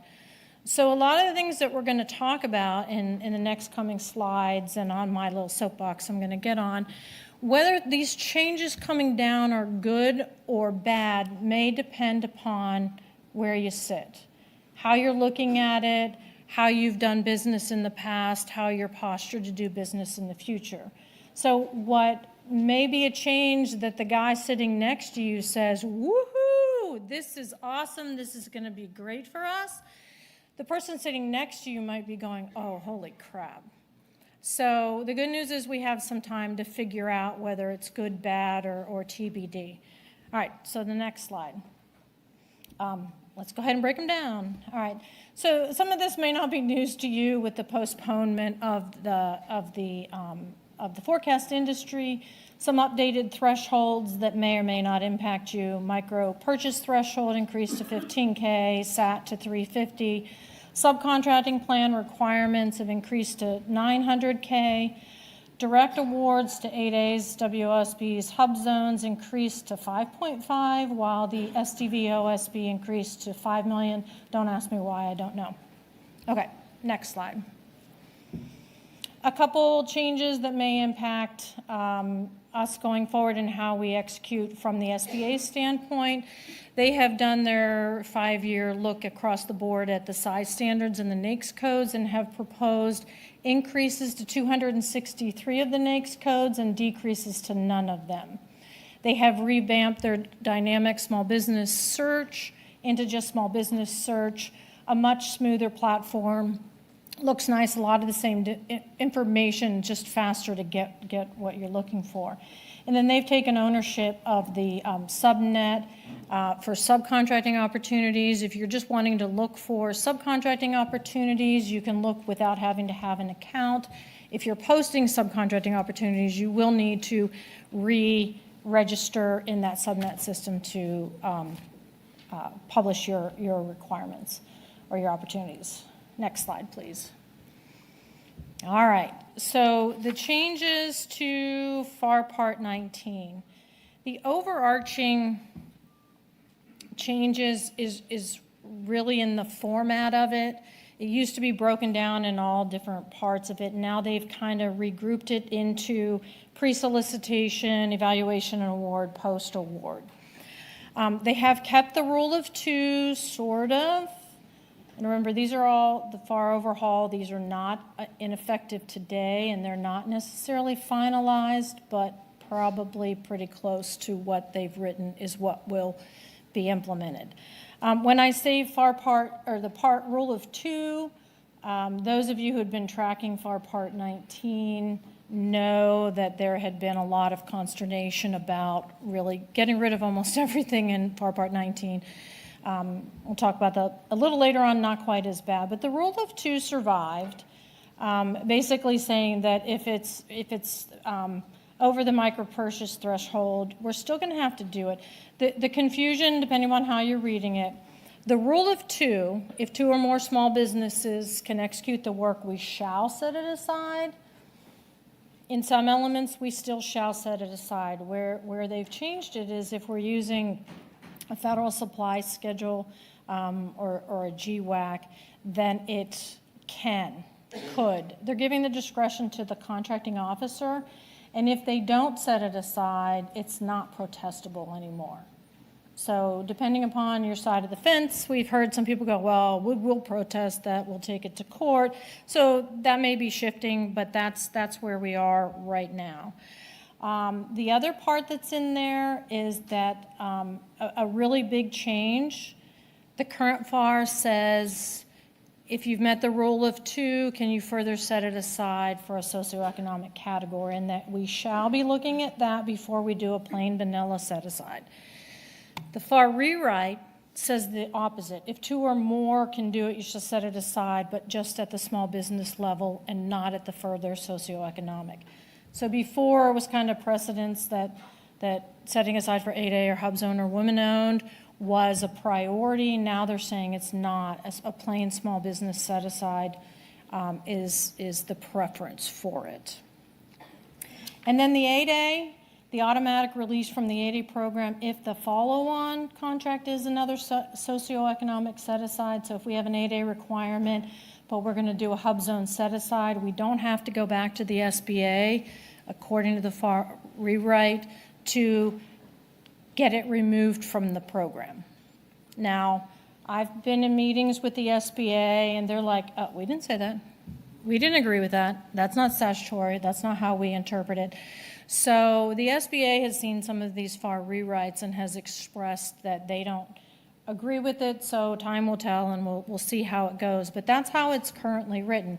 Now, I say that with well, if you're going to put in a socioeconomic category, then you don't have to go to it. But then we see the other part of the FAR that says, no, you should just do small business set-aside. So how all of this comes down, I think it just gives the contracting officer more discretion to look at the market research and say what makes sense. If we put it out as a small business set-aside, we're going to get 3650 offers, and we don't have time to evaluate all of that. That might not be a good decision, but if we keep it in the 8A program, maybe we'll only get 10 or 15, but wow, we have some really solid HUBZone. So it leaves more discretion, which the takeaway for those of you in the audience, if you're still relying on these set-asides by the time I get to the end of my slides, you're going to really want to make sure that you're conveying that information back to the contracting officers with their sources sought notice and their market research to let them know who you are, how great you can do it, and the options that they have available to them to use their discretion. All right. So, and they've eliminated the re-verification of business size at the order level. Before it was at their discretion that they can ask you to say, are you still a small business when you're doing task orders? Now they're saying, no, you don't have to do that at all. All right, before we move on to the slide, let's talk about a couple other changes in FAR 19 that have come down. So I will say the rumors that we heard going into it was that FAR Part 19 was going to be decimated, that it was going to be even smaller and shorter than Part 10 when it came out. There were a lot of us that were really alarmed about it, but it turned out that it really wasn't that bad. We went from, like, if you take it and put it in a Word document, from 74 pages down to 51 pages. So there's still a lot of stuff that's in there, including that all of the socioeconomic categories are still in there. We had heard they may be going away, there may be none of those. Depending upon what you read and how far you want to dig into what the intent is that's coming down, they may be going away altogether. There's a lot of challenges in court, whether some of these are constitutional. But as of right now, they all survived and they're all in there. But again, reiterating the fact that they've eliminated that the priority of the socioeconomic categories ahead of a small business category. The always 8A, once an 8A, always an 8A is eliminated. We talked about that. And again, we'll see how that plays out in the big scheme of things.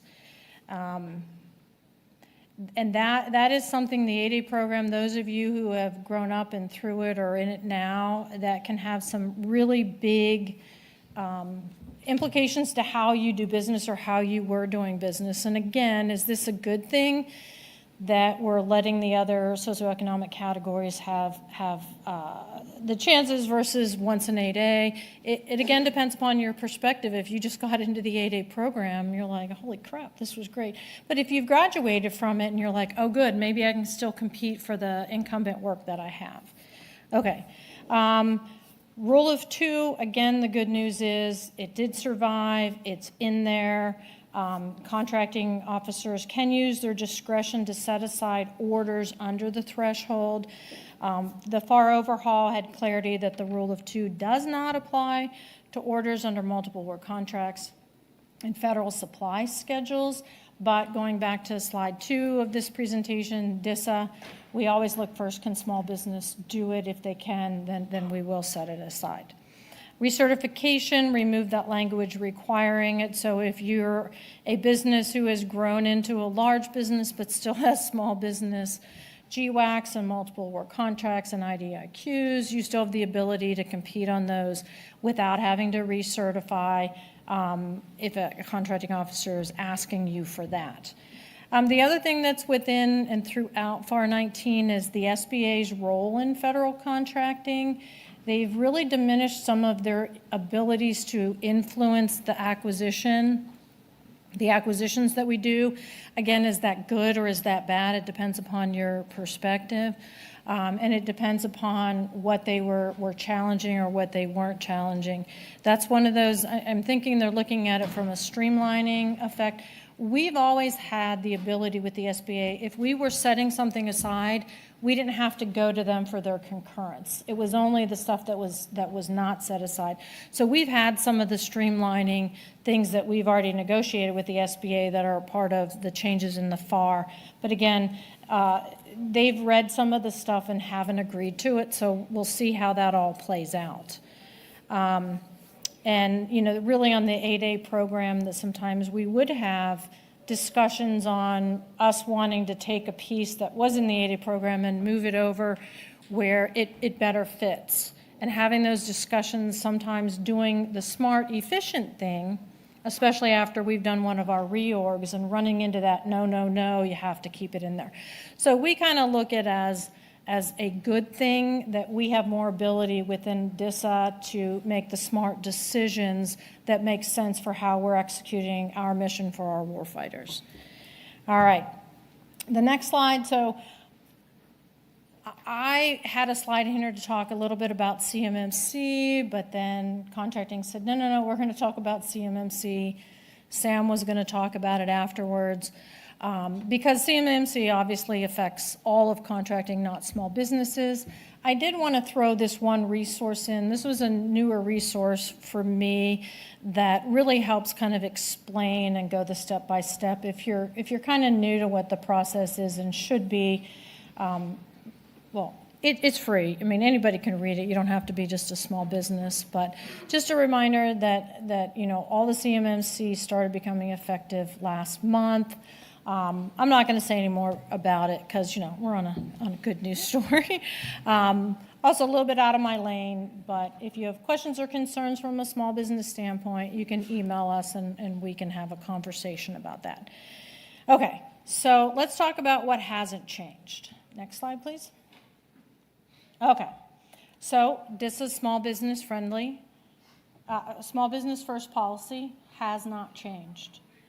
DISA 101 small business orientations, we continue to offer monthly sessions via Teams for anybody. I mean, they're focused on businesses, they're focused on small businesses who are new to DISA or even just businesses that are new to DISA. And if you want a refresher course, you have new people, anybody can sign up and listen to it. And we go through about 50 slides of all the information of contractors new to DISA, what they need to know to get started, where to get information, what kind of contracts we use, how to influence the acquisition decision, just all those questions that people that are coming into our space ask about the contracting piece of it. The technical side of it, you know, I'm deer in the headlight looks when it comes to that stuff. So it isn't a technical one, but we give resources and avenues if you want to do a technical evaluation meeting and that kind of stuff going forward. So that's still available. DISA's forecasts are updated quarterly on the DISA.mil website. If you haven't seen the FY26 quarter one, it's out and available. If you can't find it on our website, we're happy to email it to you. Our office, every month, we have published on the DISA.mil website right next to the forecast the acquisition decision documents. When we make a decision that has publicly available information, that it's going to be this requirement, it's going to be this kind of set aside or not, here's the contract vehicle, here's about when the solicitation's coming out. We post that monthly. You can either go out and look for it, or if you want to sign up for our distro list, when we publish it, we'll send it out to you and you can click on it. And now it's even in an Excel spreadsheet for you. That has not changed. And our office hasn't changed. We've gotten a little bit smaller. So the next slide, I will roll into who we are. I will tell you that we are lovely and we are delightful. I will tell you that we answer every email that comes in to us, except from some guy named Scott Kilroy, for some reason can get past our junk email and just always comes in. But we do answer the emails. We get a lot of emails that may not even be for us, but we will do our best to get you an answer, track down an answer for you, or push you in a direction of somebody that can answer your question. Okay. Then we'll move to the next slide, but before we get into some questions and answers that I would be happy to try to answer, I just want to kind of get on my soapbox for a little bit. When I started working on this speech, you know, I thought, well, let's really go into a deep dive into the FAR 19 overhaul and how it's going to affect small business and how DISA does our contracting. And I was reading a bunch of articles and I came across this one from this guy named Joshua Frank. It was on LinkedIn and he had 8 pages worth of his analysis and his commentary. And one thing that he said in there that kind of was like, oh, wait a minute, that really resonates with me, and it's something I want to share with you. Since I have my soapbox, I can get onto up here. And it's that hope is not a strategy. In his 8 pages of documentation and commentary, he said, hope is not a strategy. You need to pivot now. Stop focusing on your socioeconomic certifications and focus on your business fundamentals. He said, the government is not pro-small business and it's not anti-small business. It's pro-business. And that the set-asides violate the doctrine of a free market economy. He goes, so when I'm looking at that, you know, like, what do we do now? What do you guys need to do now that are small businesses? So I asked you in the audience, and I can see some of you, but how many of you in this audience have won a contract at DISA or anywhere else as a women-owned small business? Raise your hands. We don't do women-owned set-asides? Okay. How many of you have won it have won 8A contracts? Service disabled? Okay. But did you? Did you win a government contract because you have a certification? Or did you win it because you're a great company? Did you win it because you do great work? Or at a minimum, did you win it because you had the best proposal of the bunch? I promise you, with maybe the exception of 8A direct awards, you're not winning contracts at DISA because of a certification. You might have had smaller competition, but you still didn't win it because you had a certification. But even if you did, now might be the time that you think about pivoting or rebranding or rethinking or adjusting. But if you've always looked at being the best business that you can, maybe you don't actually need to do anything at all with the changes coming down. The entire government infrastructure is undergoing transformation. Mr. Packard, even unbeknownst to my using this word, he defined it for us, dramatic change. It's changing. And if you don't adapt, adjust, your company may go out of business or may have a smaller share than you had. Is the government contracting world on fire? Maybe, I don't know. I don't know.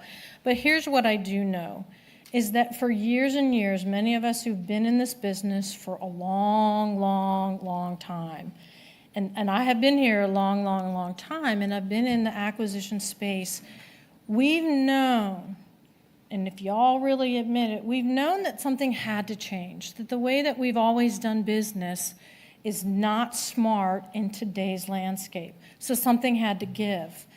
And boy, did it give. It gave way. And so right now, we need to remember that these changes are purposeful. These changes are with the intent of being better, faster, stronger. These changes are made to protect the life that we live. And so these changes might be good. They might even be great. Right now, they're just uncomfortable. It's chaotic. We don't know a lot of the answers, but I need you to hang on with us and ride this tide with us. Because here's the thing, as we were going through all the rewrites of the FAR parts, we kept waiting for FAR Part 19. We had heard that it was like going to decimate everything. And it turns out that it wasn't actually that bad. When you're looking at it, the socioeconomic categories were all left intact. But what I will say to you right now is if you have relied on the certifications that your company has, that they've earned, that they're entitled to, that they have, if you've relied on those advantages, okay, you now have time because they're still there. You can use them. But you might want to start thinking about what do I need to do to position myself in the future where we may only have small business set-asides or we may have no small business. I'm not saying that is, I think we will always have small business set-asides. But you need to be prepared to be the best company that you can to be competitive. All right, so now might be a good time. So back to this article from this Joshua Frank, who I've never met, but wrote a really great article on analysis. The one thing that he said is that small business contractors don't win contracts from certifications. They win contracts because they're strong businesses who have smart owners and they hire smart employees. That they know how to position themselves, they know how to respond to solicitations, they know how to price, they know how to perform on contracts, and we heard Katie Arrington say it this morning, they're going to make mistakes, but you learn from them and you move on quickly. You get out from behind your computer and you build relationships. You don't act like or operate as a small business. You act and operate as a business. That you don't rely on your past performance. You rely on communicating the value you add with the problems that you can solve. You've heard that all day long. We're looking for solutions. You now have to communicate that you have the right solutions for us. Smart businesses are diversifying. They're including moving into the private sector. They're mitigating risk by offering new service and product lines. Remembering that the overall environment will continue to remain unclear and the chaos will continue as the government streamlines and stabilizes. You also need to remember that those of us with our boots on the ground, we are getting the information at the same time that you are, with the same information as you are. And we're all trying to figure this out together. For DISA requirements, I hope you've taken a lot of notes on different things that you've heard today, from the very first speaker to me. And I hope that you can take those things that you've learned and communicate those things in your proposals. And if you do that, I think that you can have a competitive advantage, remembering that DISA's mission is to get the right data to the right place at the right time so our U.S. commanders can make better and faster decisions than our enemies. And that when you sign a contract with DISA, you are not an external vendor delivering products. You become part of our team and you share the responsibility for national security mission success. We need you, and we thank you. And with that, I will open it up if anybody has any questions for me. You mentioned not recertifying at the order level. What about at the end of a base period? So this is talking just about orders. If you have the recertification part at the 5 years, that remained in the FAR rewrite, I think. Two different things. So I'm going to use an analogy because there's been a lot of analogies used today.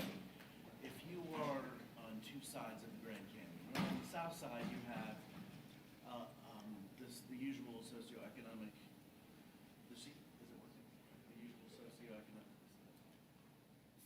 the usual socioeconomic folks, small, hub zone, 8A, whatever, what have you. And on the north side you have the usual suspects from the large business systems that are greater community. And you're Evel Knievel and you want to get to the other side and you hope you have enough thrust vector and you're halfway across the Grand Canyon. It used to be, and I'm dating myself just a little bit, that there was the 1500 NAICS code standard and the government would issue solicitations within that realm.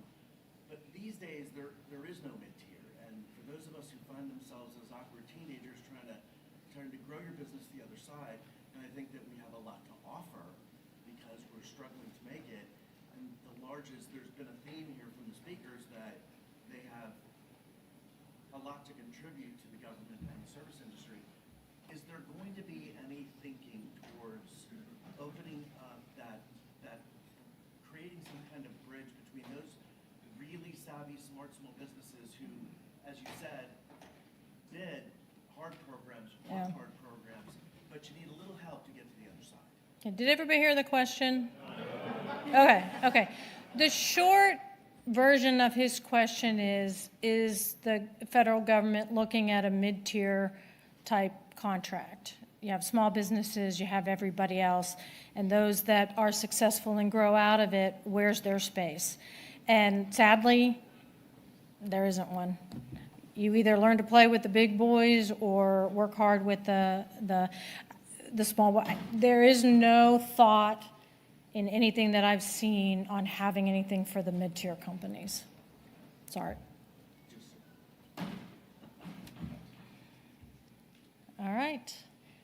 All right, well, thank you all for coming. I think I'm the last one, so I'm going to turn it back to our MC.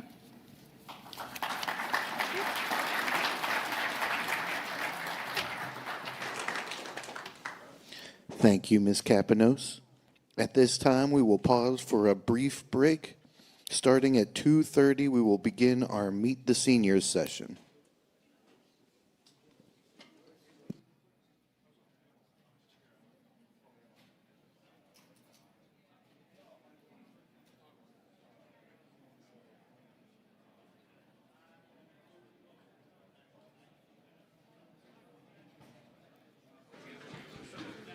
check, check.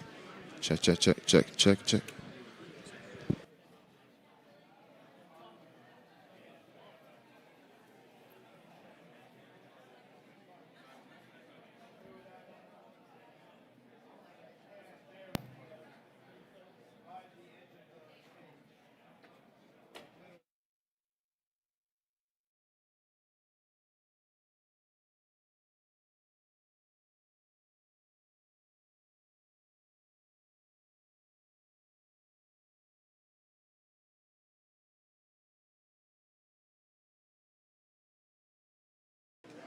Check, check, check, check, check, check, check. Yeah, that's